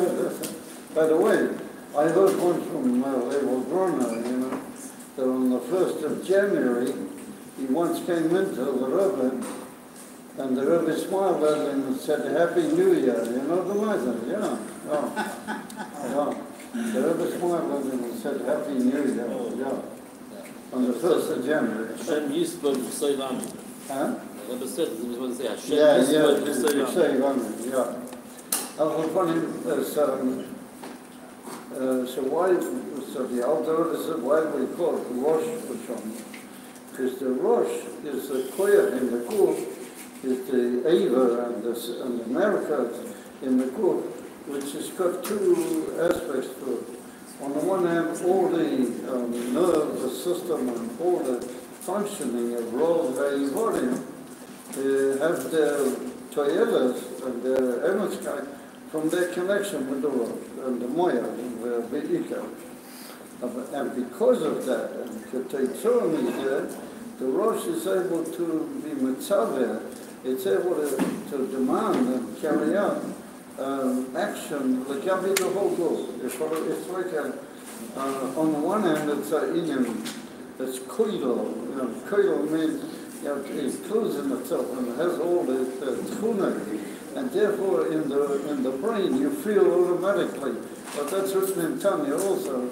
You feel automatically everything that happens all around your body, from which, and that's the Emerson from a Rebbe, by the way, Rosh B'nai Yisrael. It's written in the Devil Matnei Ephraim. The Rebbe is a Rosh Hashanah, the Rosh B'nai Yisrael. That's the same meaning. The Rebbe feels everybody, and it's the fact that everybody is cold in him. Because of that, he's able to tell them what's good for them. He's able to tell them what's good and what they should do and what they shouldn't do. So it's the same thing with the Rosh Ha'ir. Understand? Ha'ir is it's brought down in the Sefer Yetzirah that Oisias are called Avonim, or they're compared to Avonim. And just like if you put several Oisias together, then you get a Teva, you get like a whole new Hashpur from putting together the Oisias. The same, if you put stones together, then you get a house. And if you put really a lot of houses, you get an ear. So an ear is like a keyboard of the whole Ashpur, every piece in the world, through the Oisias. Kemuvur Barichas in Tanya, in Shara Yiva Pramuna. Omamela Rosh Ha'ir, and he's the guy that he's got this controlling and koidal, influence over the whole town. Omamela one shouldn't think, and it's a Torah to think that whenever, you know, the Rosh Ha'ir can get away, you know, you get there can be a few foil shikers, metalamizers. It's not like that. No, other than the guy that he's doing in Barosh says since the Hashgacha Elul put him there and he's there in the Barosh, and no matter whatever he is makli, that feels how much chapter, how much more so, and he's different, and he's meister, well, that has an effect on the cancer and on the morale and the moral tati mashma, also the moralischkeit, the emerson richtig Aufführung from the mansion in the city. But I mean, it's very, very, I saw over the years in the neighborhood, I watched it carefully. The one that was a Rosh here that he really meant was Shem Shemayim, he really meant was Tivas, Koda, you know, it was different altogether. And there were some people, they were Elachayim, but they had in mind their own topic, you know, they had a certain idea with it. Therefore, it wasn't a sin is given to it, you know. And remember, that's a shot Rosh idea. Whether you want it or not, if Hashem is Mazaki you, and Beis Hashem He will, yeah, then you have this unbelievable achraya, it's co-regular, that you're the Rosh, you know, much more than what appears is told in your phone. Well, I mean, it's a tremendous achraya, because trust is the clown of the trusted, used to be. I used to come to trust in Kosai, Kotes, even before that, even before the 6 Day War, I came a couple of times to trust. You could hardly see, you know, the only Fruma Yidden that you met in Tzfat, they were all people from the old Tzfossos, that they remembered people saying Tikkun Chatzois, V'minyan. They remembered in the Arizal Shul, the Ashkenazi Shul, Arizal, not the up-to-date one, the old one. There used to be a minyan for Tikkun Chatzot, and they remembered that. But they were already the whole city was never fried, came up. It was hard to find from a year. Today it's just absolutely chofel, common. And that's because the river with the whole cook, you know, of the Kiryana, with the other thing. And the Bovalo read that COVID, Meyacherim, Breslev, and Odi Yidden, Elch Yidden, Tyler Yidden, but they put koyas into Kedushas. Tzfat. But the whole amazing Kedusha is coming back. And it's mamish feelable in the air. You can feel it, you can see it happening. And Shabbos is already Shabbos. And no matter what they'll do, you know, they have the klezmorim and mice and the clothes of all the, they're trying to make it into a beautiful cultural city, you know, with modern music and again. It's all just how do you call it, a defeated attempt. It's a spiel, you know, to make something what they would like, but they're losing it. It's gradually dying out of their hands. And Baruch Hashem, the whole intimate Yiddishkeit and Pnimius HaTorah are coming back to Tzfat. And Tzfat, the Tifat, was a tzivot, was about the Infanigla of Torah, the Beis Yosef, Al-Tada, Yezanifla. He wanted to found the Sanhedrin, you know that. That he won't make him a Sanhedrin. But that's Nigla of Torah, but Tifat. And at the same time, there was the Arizon. They gave him a foot on him. And there was the infant Pnimius HaTorah, Al-Tada Yezanifla. Of Amir Hashem Shalom, that you build trust in that way, you understand? At the same time, being fair to everybody. That's the Nakuda, Beis Hashem. Of Amir, it should be that a Farbrengen Gideon will flog him. And the thing is that the whole union and trust is brought down in Sifrei HaKavod, that trust is Keneged Midas HaNeitzah. So Mitzad Echad Neitzah is enough of middle. It's not really a middle, although nature is a victorious, it's a breakthrough of the outside of chesed. It's in the right side, it's in the cover chesed. And it's an enough from chokhmah and from chesed. And there all the union from chesed, the meeting, and people to the kavon elyon, in the middle it becomes nature. It's innocent victory. Beis Hashem. And that's the inner of Tzfat. Amir Hashem Shalom. And Tzfat is given a year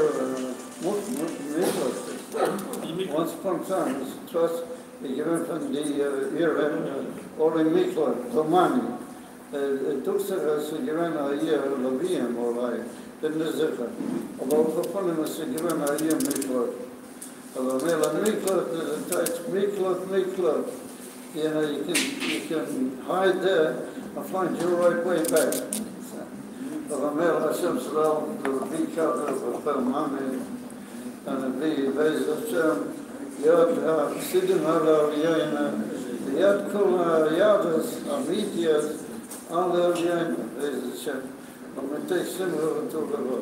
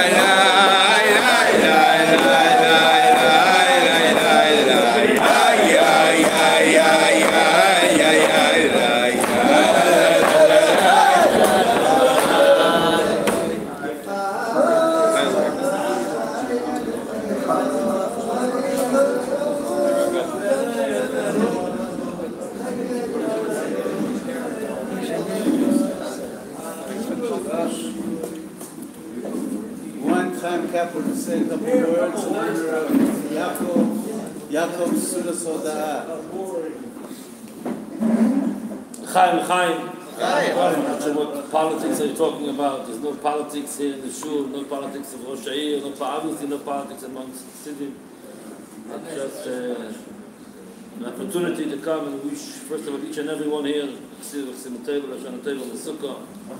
especially to Baal Simcha, the Suda Soidoy, you still have to do another one. Once you take off this thing off your hand, once you get back to your original status and you get even stronger out of that, in a way that the Eibishter can give a through in a way as if it was never only the good things came out of it. Tefillin, new mezuzahs, new chayas and avas Yisrael.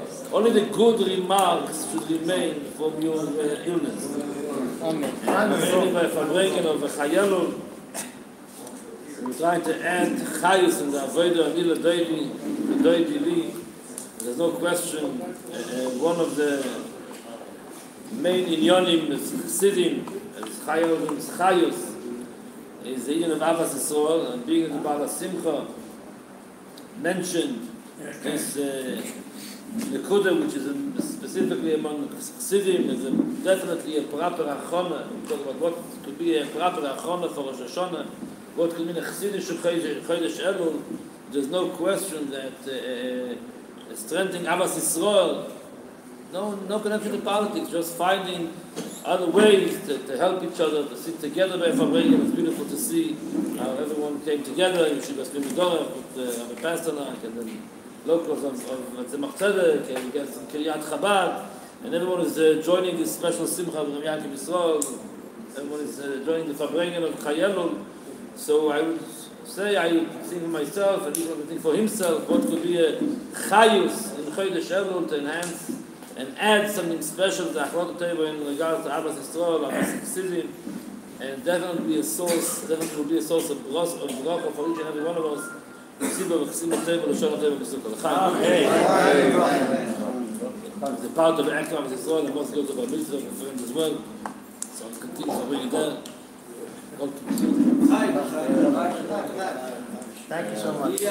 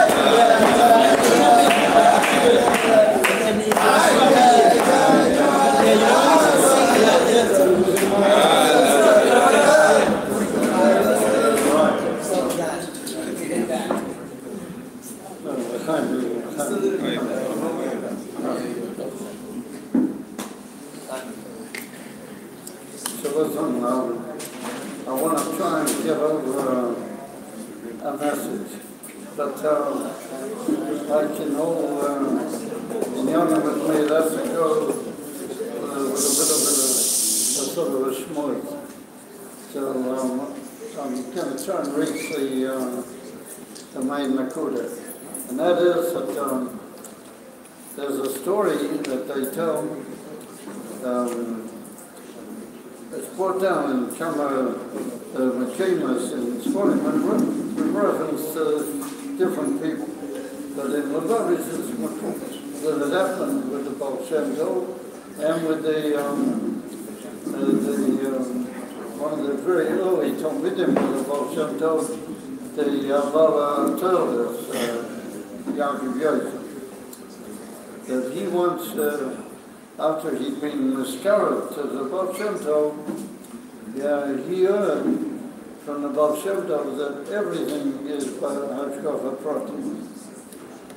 And then he heard that so much is everything by Hashkafa Prati is that everything that you see or hear that happens in your Davadamas or happens in the world and you hear about it, you have to learn from that we were in a basic Hashem. And that's the first of them. Everybody knows about that. And sport a lot in from the Rebbe and all the different places in Ksilat.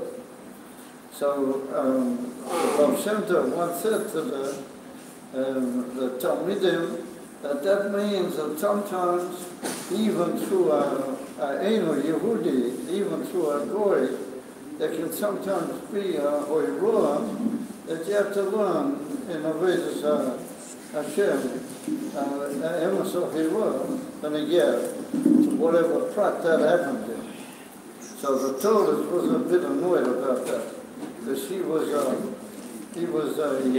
he'd been a big non-Chassid before he got involved. He was very much, into a non-Chassidic way of thinking, and he thought that was a pagia in his college, in his honor, that he should have to learn from a goy, So he wasn't makabel of that. Yeah. He said, I can be makabel everything what you say, but that I'm not prepared. He said, what?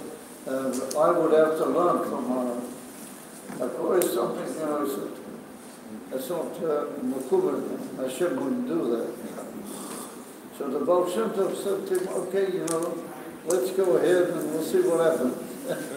So after a short while, the Baal decided that he had to go home, and he'd been enough time this time around by the Baal Shem Tov.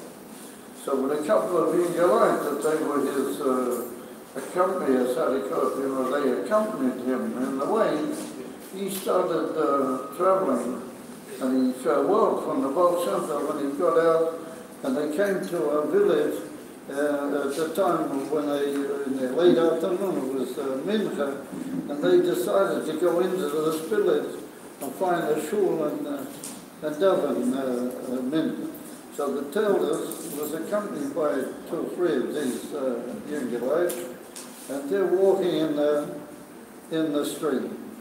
And meantime, in those days, there was a lot of, in the towns, there was a lot of what's called quicksand. I don't know if you guys know what quicksand is. Well, the quicksand is a form of box that sucks in, and the more you dig into it to try and get out, the deeper you get into it. So there happened to be a goy, a Polish goy, that he had a donkey with a cart. And he got caught in quicksand. And so he was in a patch of the town, and he couldn't get his donkey with his cart, because everything they did, they just got deeper into the thing. And so he doesn't know what to do, All of a sudden he sees 3, he realized they were hidden, and he sees them walking past, and they're going on the way to the shore. So all of a sudden, he says, Jordan, he said, you guys have to help me, and if we all pull together, we'll pull the car out, but if I'm just getting nowhere fast, I'm digging further, and I need help to pull out. So the Tilders was a Kohen. I don't mean any Pegia in the Kohen, but they tend to be a little bit makrid, So he saw that as like a Pegia in his college. So he says, he says, we are very, high-level people. He said, we're going to schlep around with quicksand, with, mud in the street. He said, sorry, you come to the wrong address. He said, we can't do it. And he said, if you were to look at us carefully, you could see that we can't do this. It's not for us. So the boy was tremendously offended and upset. And so he shouted at him, and he said, Jordan, you have to help me. I need it's my parnasi, it's my way of living. I need to get out of this quicksand. So they just decided, the Torah made them a sign, that they just walk on. And as he started walking on, the final one that's with him, he says to him, you have to understand that we can't do that in the center. It's not for us. So all of a sudden the goy, you know what he said? He said to them in Polish. He shouted at them in Polish. Now I once heard it in Polish, but I don't remember because I don't speak Polish. And so he answered them, and he said, no, it's not that you can't. He said, it's just that you don't want. He said, if you really want it, then you can do it. You follow? But since you don't want, therefore you can't. That's what he said. So the Tilders is not a fool, and he's a little bit ahead. all of a sudden he hears, what this guy says is holy, that really you can, but you just don't want. And so all of a sudden,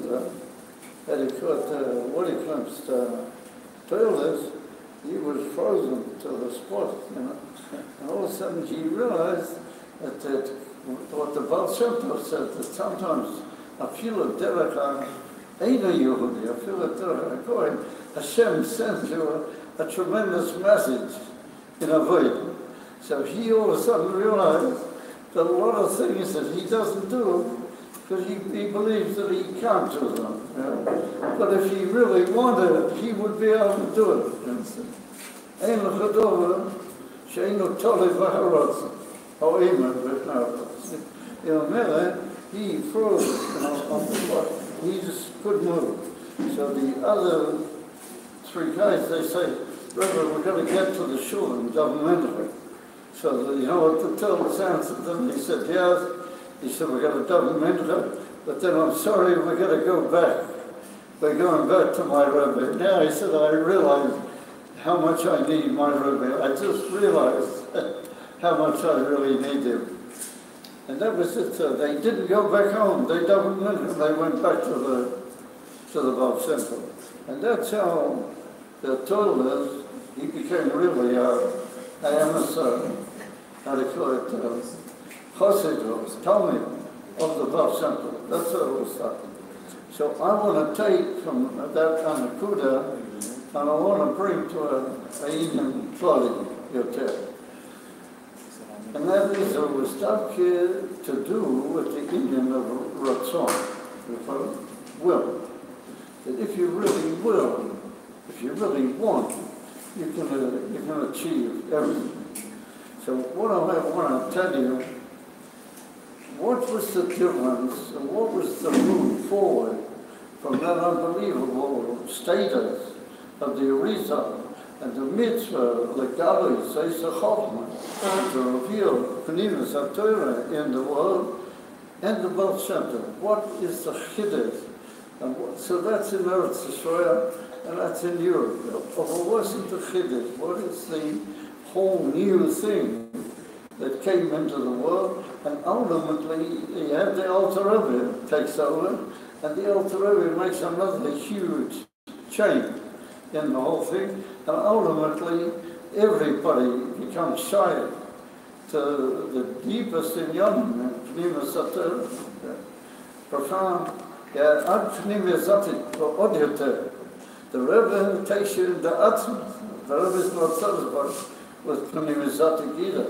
So how does that all happen? Ask itself this time, what's the story here?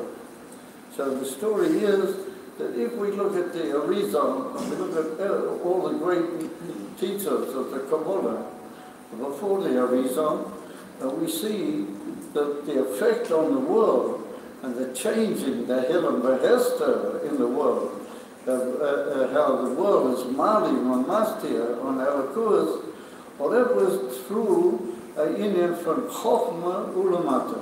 That's to say, it went very high in Chochmah. And it's written in the Shara Krishna and the Pri Chaim from the Arizal, it's written that he heard from the Arizal that Pnimius Abba, he Pnimius Ati.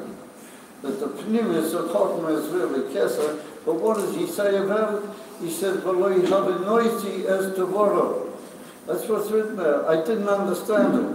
And then it's written in another place that Shabati memoiri, that me Pnimis HaKesser Yered L'toch HaChochmah V'lo yadati hatam. I didn't understand it. I didn't know how it worked. So for now we see, so how did the Arizal affect the world? What is the whole thing? That's the greatness of the Esses Firas of Mi Chochmah Ulamata and what we call Yechudei HaShemai.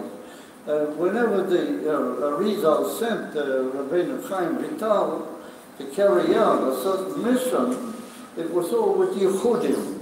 What Yechudim means that we're dealing with Shemas. And Shemas are Mikoyat Sfiras. And Lamata Mea, Chochmah, or B'toich HaEsses Firas, And it's the inner and uniting together the different koichas. Over there, connected the Indian of the Nefesh Odom, Lamata, they're a Chokma, Ulamata Himan. They're all unbelievable, elevated, Inyanim. Over Sof Kotzor.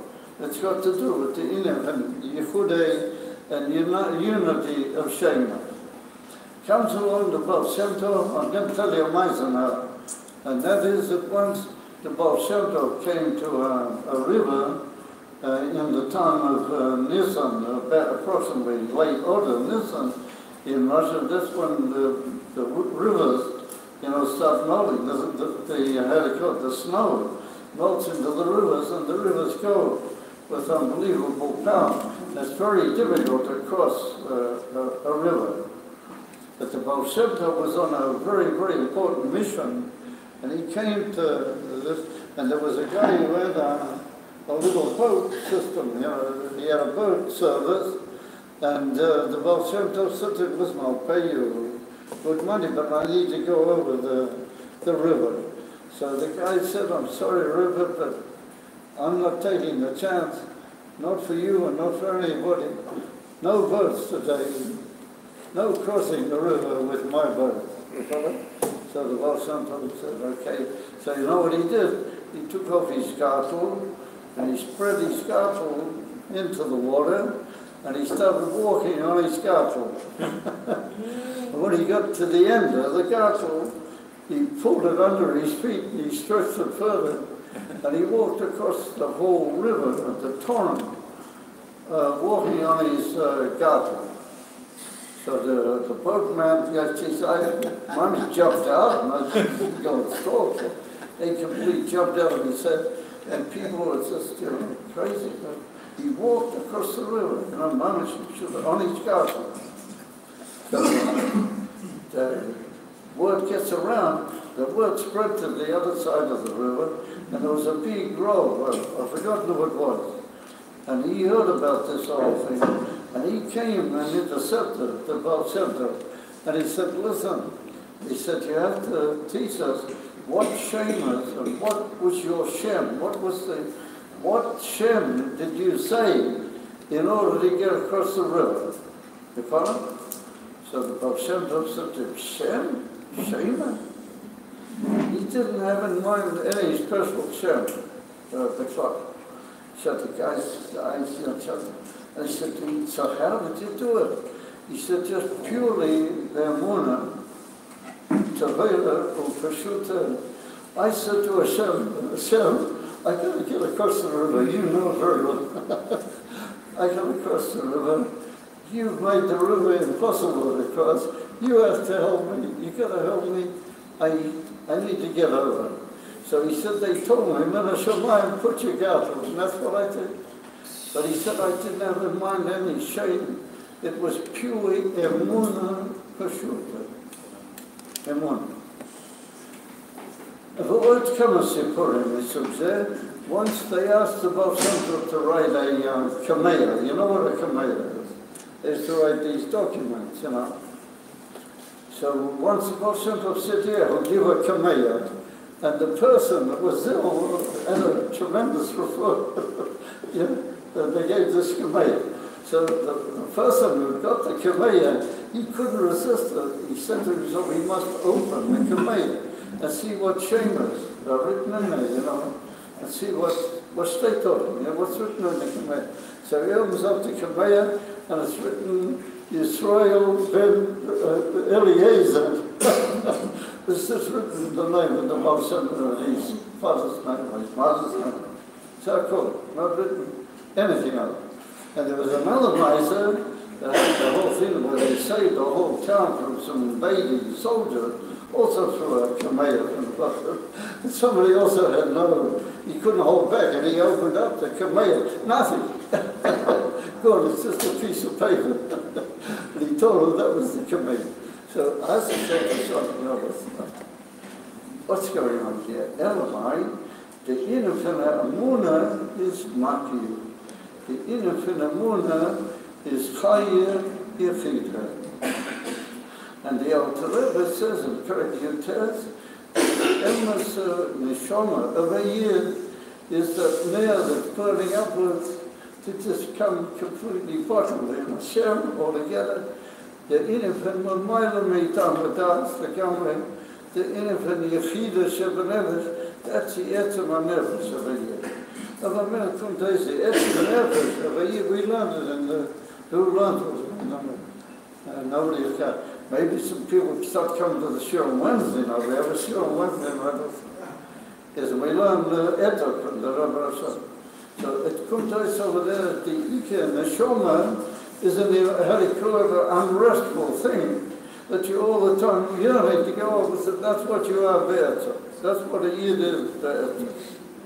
I heard from Rav Noam that he said, wherever there's a revolution, there's a Yid. Why? Because the etzem nefesh of a Yid is always looking to change it. It's always anxious and yearning to get somewhere. So if it's in Kedusha, does a lot, achieves a lot, does wonderful things, and makes Kameya not a good design. Or if it's not, then it tries to break away, it's always trying to break away something. So it pulls down a whole country, makes a revolution. It's yearningism of a man. What happened is that everything, the Baal Shem Tov moved it up from Chokhmah into Chai Yechida. He moved it into Emunah, Rotzen, Amidi, Vakosha.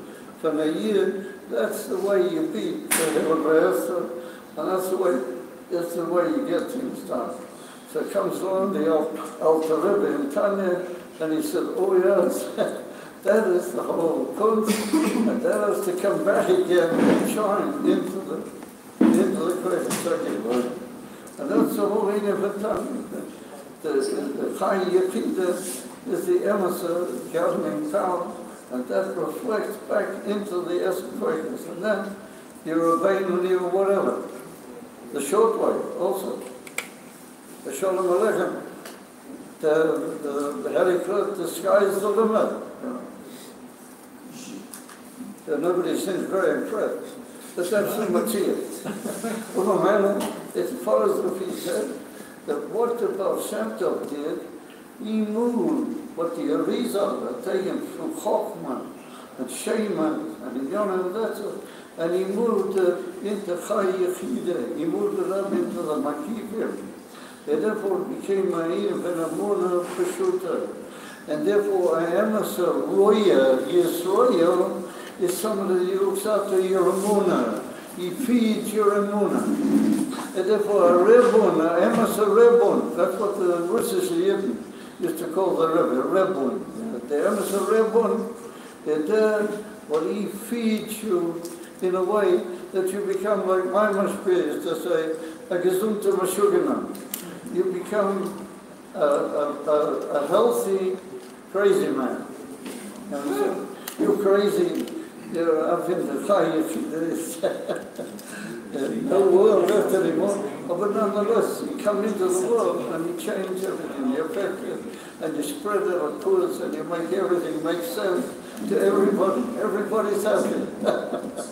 In other words, they all say that the world lives happily ever after. That's what voice, because the Makifim and the Pneumium are joined up together. That's the Alter. The Baal Shem Tov took it up into the Makivim. Although the Alter Rebbe took it back into union, but it's still the Makivim. But it's united with an order and a Masudic world.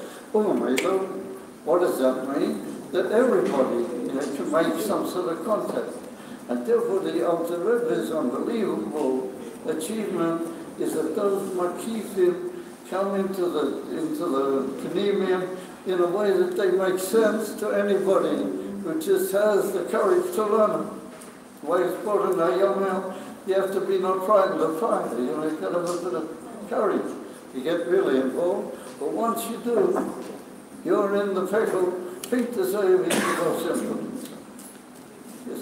You understand previous appearance, and you're into the game. Oh, maybe that's the way. And that is, you should realize, but that is the Rebbe, but that's the whole message of the Rebbe, what I gave you over before, You got to run with your stick and then dig your stick in and then jump. Who knows where you're going to jump, whether you're going to beat the rain or you're going to fly through the air and jump. And shovel home that you'll hit the ground in a good place, in the right place. And you'll open up your mouth and you'll say good things, and it'll be a completely new world. And that's the river. And it's happening. It's happening in front of our eyes. It's it's happening that you have all over the world. People are starting to wake up. It's really close. And I remember before I came here to Tzfat, 5.5 years ago already, I was by the river. I came back, I got onto the plane, and I'll be quite frank, I traveled business class. It was hard for me over here. My health wasn't so good, so I had a rather posh sort of seat. So opposite from me was a very heavy coat, well-dressed and sort of, smart-looking guy. And he was looking on his computer, and he was watching a film. I even know what the film was about. The film was about Napoleon, He's watching about Napoleon. All of a sudden he sees me, and he looks at me, and I come in, I sit down, and he's over here. And he says, are you some sort of a rabbi, a minister or something? I said, forget the minister part. I hope, I try to be something, a rabbi, let's call it that. So he said, oh, listen, I have a question to ask you. And he asked me a whole big theological question about Hashem. He said, what do you say about this? And he closed the whole crazy film with this whole computer. The computer didn't exist anymore. And he starts getting involved in this whole tool. I was just dumbfounded. I couldn't figure, what is going on here. But I realized that the river's effect is coming out all over into the world. And people are waking up, and instead of being interested, even though they've got it right at their fingertips, all this crazy baloney, that's represented by all these gadgets, all these mices, and all the geschäften. And so people say that my telephone is old-fashioned, I should change it. But I'm happy with that. I like it that way. I don't want all this mices, Hello, Mela. The only time I'm not happy is when I can't figure out what's happening. Well, that's the Indian. The Indian is that the river is brought about the fusion of the Makifim, Maki of the Indian, and that's the derech of the Alter Rebbe. That's what the Alter Rebbe began. No, it's Kimosi V'Soyivan. But he was the Einikel of the Moshe Torah. Well, the Einikel is the same, but he's not. He's a further step into the history of mankind. And so the Alter Rebbe took the whole thing into the Makifim, but he makes them up with the Pneumiya, and he makes it the property of everybody. And therefore, you read in all sorts of things that the different people that they do what the Rebbe wants, or they try their best. They have nisim, all sorts of amazing things happen to them that don't make any sense. Trouble is you link up with the Emerson market, understand? The Emerson Makifim, and him shocking B'toich HaPnimiyah. Well, Hashem Shalom, guys, we're going to realize that we're going to bring our own Mashiach, and we have to. Like, I remember the old road in Melbourne, Australia, he was a very young adult. The old title was Mafilchim. That's to bring down Mashiach. Well, that's a way so that be the scholars. Well, remember, every Indian and his scholars is poyo a further step forward. Well, remember, when you get up in the morning to learn a Indian, in the Siddhas, and it has an effect on it. This is a iskab. This is a kilo. And it's a kilo of the Kurd. Every minute we see Nizam, like what happened with Yaakov, this is a kilo of the Kurd. It doesn't make any sense all the time. Otherwise, it just doesn't make any sense. It's like the rabbis and Yaakov especially said, the actors, that's what affected everything. And it's like I said, the Rosh Hashanah, he's the Rosh. Well, the actors of everybody affects everything. It has an effect. Everything has an effect. Of a Mela Hashem Shalom that came to Yolano, we take them, Makifim, Makiyalienim, and we bring them down and make them our own property, and Mamela share them with others, and Beis Hashem will all be sitting in the big Farbrengen and the Azora with the river together and with the Ganze, for Israel. And for that matter, the whole human race in a totally particular way is going to receive from Melech HaMashiach. And so it makes sense to me now why you get these crazy computers, you know. You can look in a computer now and you can see all around the world and you can get to thousands of people, right? That's how it works. Yeah? So what do we need all that for? Because Moshiach is going to be able to talk to the whole world. He's going to be able, he's going to have to learn. The Elul Rebbe asked the question in Pashat Tzav, in Lakuti Torah, how is he going to teach the whole world? So he says, only day Re'iyah. He will be Miguel of Re'iyah, the Elul. He will teach the whole world, only day Re'iyah. I mean, what's it mean, teach the whole world? If you're looking at the crazy computer, then you'll see Elul man. And that's real. What do you need the computer for? Yeah, that's the whole thing, and built his sovereign. When came to Yolano, and we should take the unbelievable hires, yeah. But the river gives, it's just so, like I said, that Rosh Hashanah, and just got a thunderstorm, you know. And in the space of about 30 minutes, you know, the river just changed in this most amazing way. This minor that the river set in the whole atmosphere, and all of a sudden, you know, it's unbelievable. And the booking, they couldn't keep up with it. As much as they tried to be, you know, jumping up and going through the roof, it just didn't work. You know, the river was looking at everybody. And this was a few minutes after he said this amazing line on Rosh Hashanah. That's a sign that it's all going to be the Simcha B'Torah God. It can't be more square. Anything to do with negativity is not place. Absolutely not place. And I went with Koshel Brook, when the river was young, I went past Koshel Brook, and I had 2 little cups. And the river gave to everybody, never asked anybody who it was for. Because people used to take for their relatives. So I took for a year and a half. His name was Rav Diskin. He was an elderly, but he'd been through a big operation on his eye, just a day or 2 before Rosh Hashanah. And the only person I was taking for him, wine. So I put out my hand like that with my cup and with his cup. And all of a sudden the Rebbe pointed at the second cup. And the Rebbe said in Yiddish, Farbrengen is der Zweite. You know, for who is that second one? I just collapsed and the Rebbe never asked anybody. Some people had 4 or 5, you know.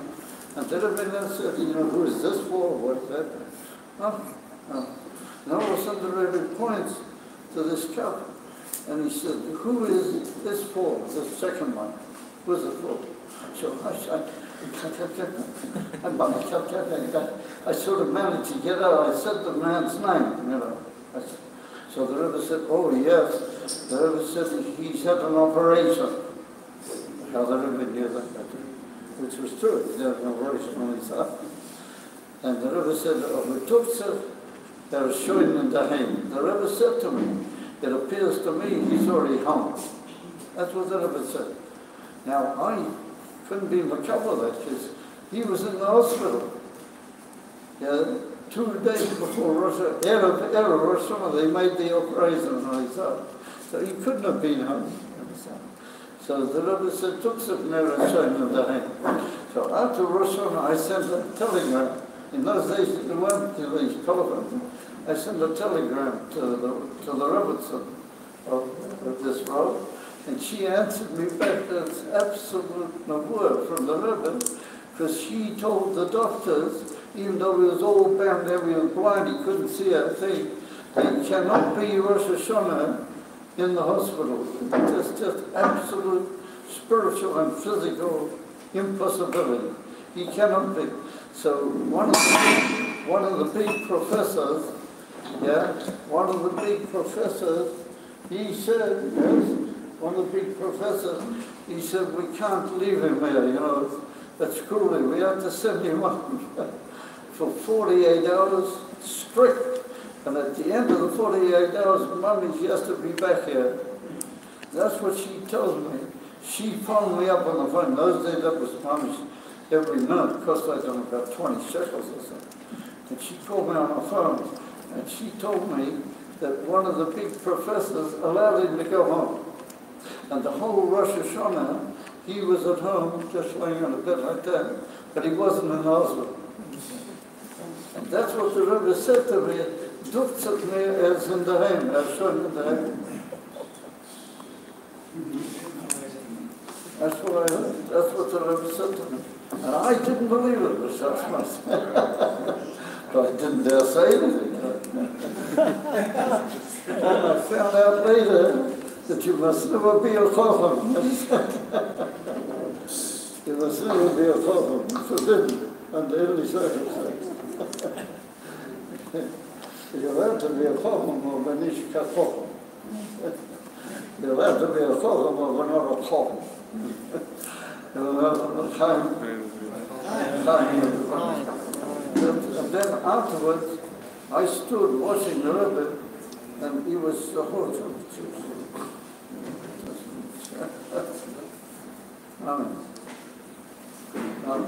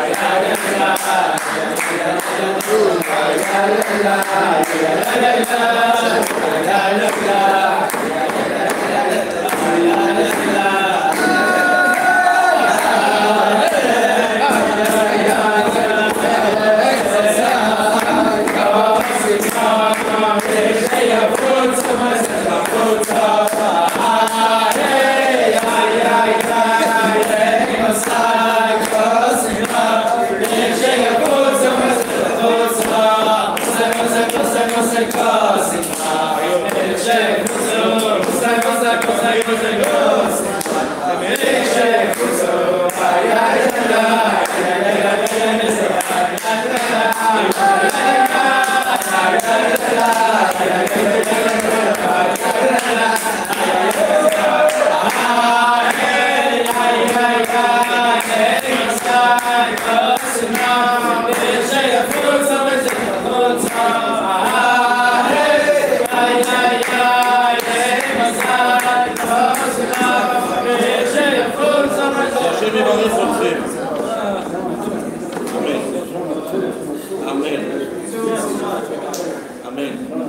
איפה אתם בראש השנה? בירושלים הבנויה בבית המקדש.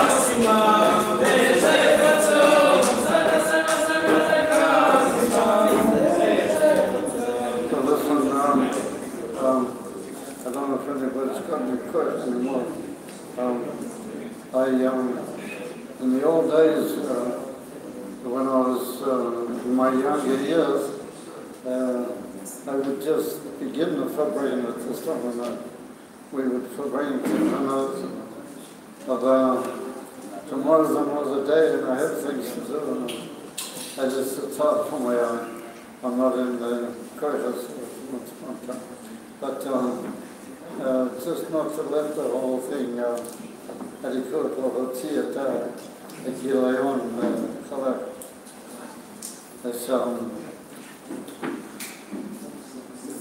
I had in my first yeshiva that I had with the Rebbe was in the year Toshin Kotzain. When I left Eretz Israel, there were people who wanted me to ask the Rebbe a certain thing. And it was connected with me and them together, and they wanted very much that I should ask the Rebbe this in Yeshiva. However, once I was by the Rebbe and I thought about it, and I wasn't under any direct pressure from anybody, so I decided that I'm not going to ask the Rebbe. I just felt that it wasn't sort of fitting that I should ask the Rebbe that. I don't know exactly what my issue was or that's what I decided. So I wrote, in I wrote quite a few questions, briefly as I could, but I didn't mention this particular thing. So when it got into Yechidus, the Rebbe would take your, let's say, so I don't have a piece of paper. Let's say, take a piece of paper. The Rebbe would pick up and he would hold it like that with his fingers, so that only one line was in front of his eye. And then he would shift it like that the whole time. And then later he would use these fingers to sort of curl it. I don't know how he did it, but it was amazing. But that's the way the Rebbe read what you wrote. So I'm standing here and the Rebbe's sort of reading like this. And he didn't have glasses on, but there was a big pair of glasses on the table. A big pair of glasses with big rims, you know. So the Rebbe's reading, and then all of a sudden, the Rebbe paused, and he sort of looked at the table, and he saw his glasses, and he sort of very gradually put out his hand, holding hand. He picked up the glasses, and he put them on. Although slowly, you know, like somebody grabs the glasses and puts them on. He sort of put them very slowly. And then the Rebbe held this, you know, like this, and he so I'm standing there, and I'm full of this unbelievable awe, you know. What is the Rebbe seeing? You know, what marvelous it appears to just to be, you know. And the Rebbe put on these big glasses, and he sort of studied, he turned it like that towards the light of the room, you know. This is about 3:45 in the morning. So then started it. And all of a sudden the Rebbe straightened up suddenly, and he took off the glasses. Also very gradual, and he put them down on the table again. And it just went in. So what happened there, I don't know. But what happened, which is really very amazing, that after he got to a certain point in answering the question, the Rebbe paused. He sort of made a break, and then he started talking about something else that I hadn't asked.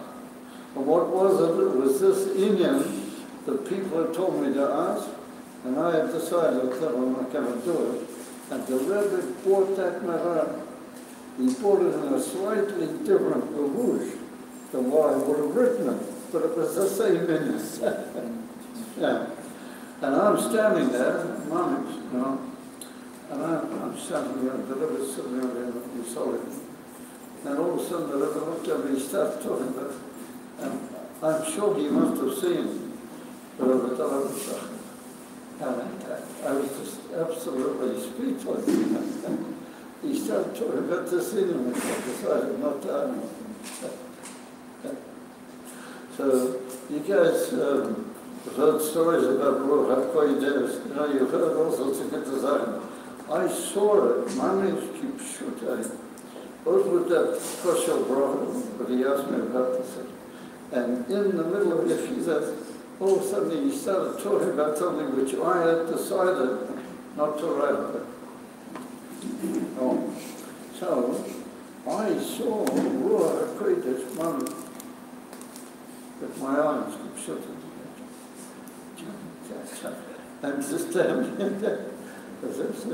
And we're talking about 3:45 in the morning, and the Rebbe has seen tens and tens and tens of people before them.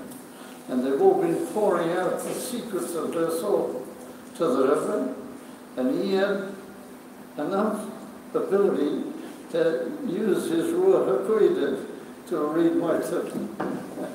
3:45 in the morning. You also saw Ahavas Yisrael. Huh? You also saw Ahavas Yisrael. Was that Ahavas Yisrael? From the Rebbe. Yeah, Ahavas Yisrael. That's an understatement. That's it. Anyway, that's what happened. So the amazing thing is that you were supposed to make a shechianu when you went into it. Everybody did. And I was also ready to make a shechianu. But the way you got in, there was the label put on the floor, and he like push the door open, and he would say no, and then you had to step in, and you saw the Rebbe, you know. So I made a mistake that on the threshold, I looked straight at the Rebbe. And I should have looked somewhere else, and that would have made the problem. But I looked at the Rebbe, and I thought that the Rebbe would look a bit weary, you know. He's been receiving people for close to 7 hours, you know. Or more, actually. And and all I saw of the Rebbe's face was like, it was like red, you know, and shining. And his eyes were tremendously, you know, awake and fresh. And he was sort of looking, I'd say, this is your turn, you know. Come in, come on in, you know. That was it. And so I was so thunderstruck with that I forgot to make the pot. I didn't make the shit, yeah. So you would have thought that we might say no, that we didn't say Lord, no, should have. We didn't say, where's the Shechiana, what happened to you? So I walked in and immediately started thinking. I went over to the Rebbe's table. I gave him the thing, and the Rebbe picked it up like that. That's it. But I made up for it. In Tosin Lamed, when I had the next yeshiva, I didn't look straight in when they opened the door. I looked at the mezuzah as if I was tremendously interested in the mezuzah. You know, I stepped into the, you had to step in, but I sort of looked at the whole time at the mezuzah. And I said in a loud voice, Shechian. I said, loud. I said, no, Shechian. So I thought the Rebbe would say, Omen. You know, the Rebbe used to answer Omen softly. All of a sudden the Rebbe said, Omen. Later, I was just from the Omen, I was just absolutely thunderstruck. And I just froze to the spot. I didn't know what to do. So in the meantime, the Rebbe asked me a question. But asked me asking the Rebbe asked me. And he asked me about a year in Australia that he wasn't even a Lubavitcher. And the Rebbe asked me, what's happening with this person? Before I could get organized to come properly into the room. You're talking about Abu Sisra. The Rebbe asked me about a person at the other end of the world, in Melbourne, Australia. He wasn't a Lubavitcher. And the Rebbe asked me, what's happening with him? So I was from Australia, from Melbourne. So the Rebbe put two and two together. That could be, I know about this guy. You follow? And the Rebbe saw I was sort of not balanced yet, so he got in first, and he asked me a question. The Chaim, everybody. Everyone, good Chayal, and good Yom, Be'ez Hashem, and Gesundheit, and Freiligkeit, and all this together, and the Achtas, a very beautiful spirit of Achtas, and it's going to last, I'm sure, so get even stronger and better, and Be'ez Hashem, we'll all continue learning together, and one morning we'll wake up and we'll hear, you know, Kol Mavaser, Amen.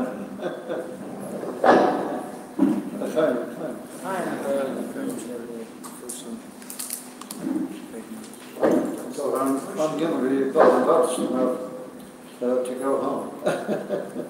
Exactly how I'm going to do that is another question. Mordechai, how do we get home? Are you okay? No. You watch something else. Okay. So, this has been wonderful Farbrengen with you guys. And you should realize that it was very special that you guys from the yeshiva came. I don't want to get sentimental, but it takes me back, you know. And it reminds me of, you know, sitting at the bottom. So anyway, that's a very big thing, you know. That's a very amazing quote.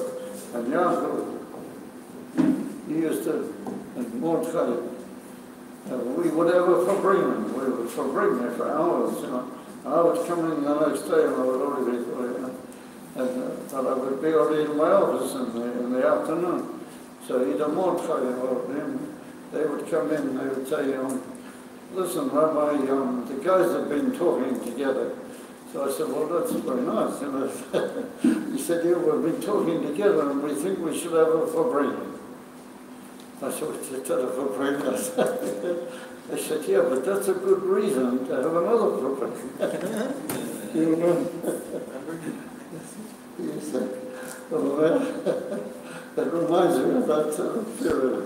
Anyway, whatever. He's trying to say you should wait tomorrow Oh, morning. yeah, I remember those days. Amen. Good. Okay, there we are. Good. Time of the bracha. I didn't need not to make a bracha Farbrengen. Is there anybody going to make a? Are you going to make a bracha Farbrengen? I didn't watch. I will. Yeah. Hey, wait a minute. We wash. I watch. You wash. Did you wash? No. We got 7 people that wash. Yeah, I watched. Yeah. You washed? Did you wash?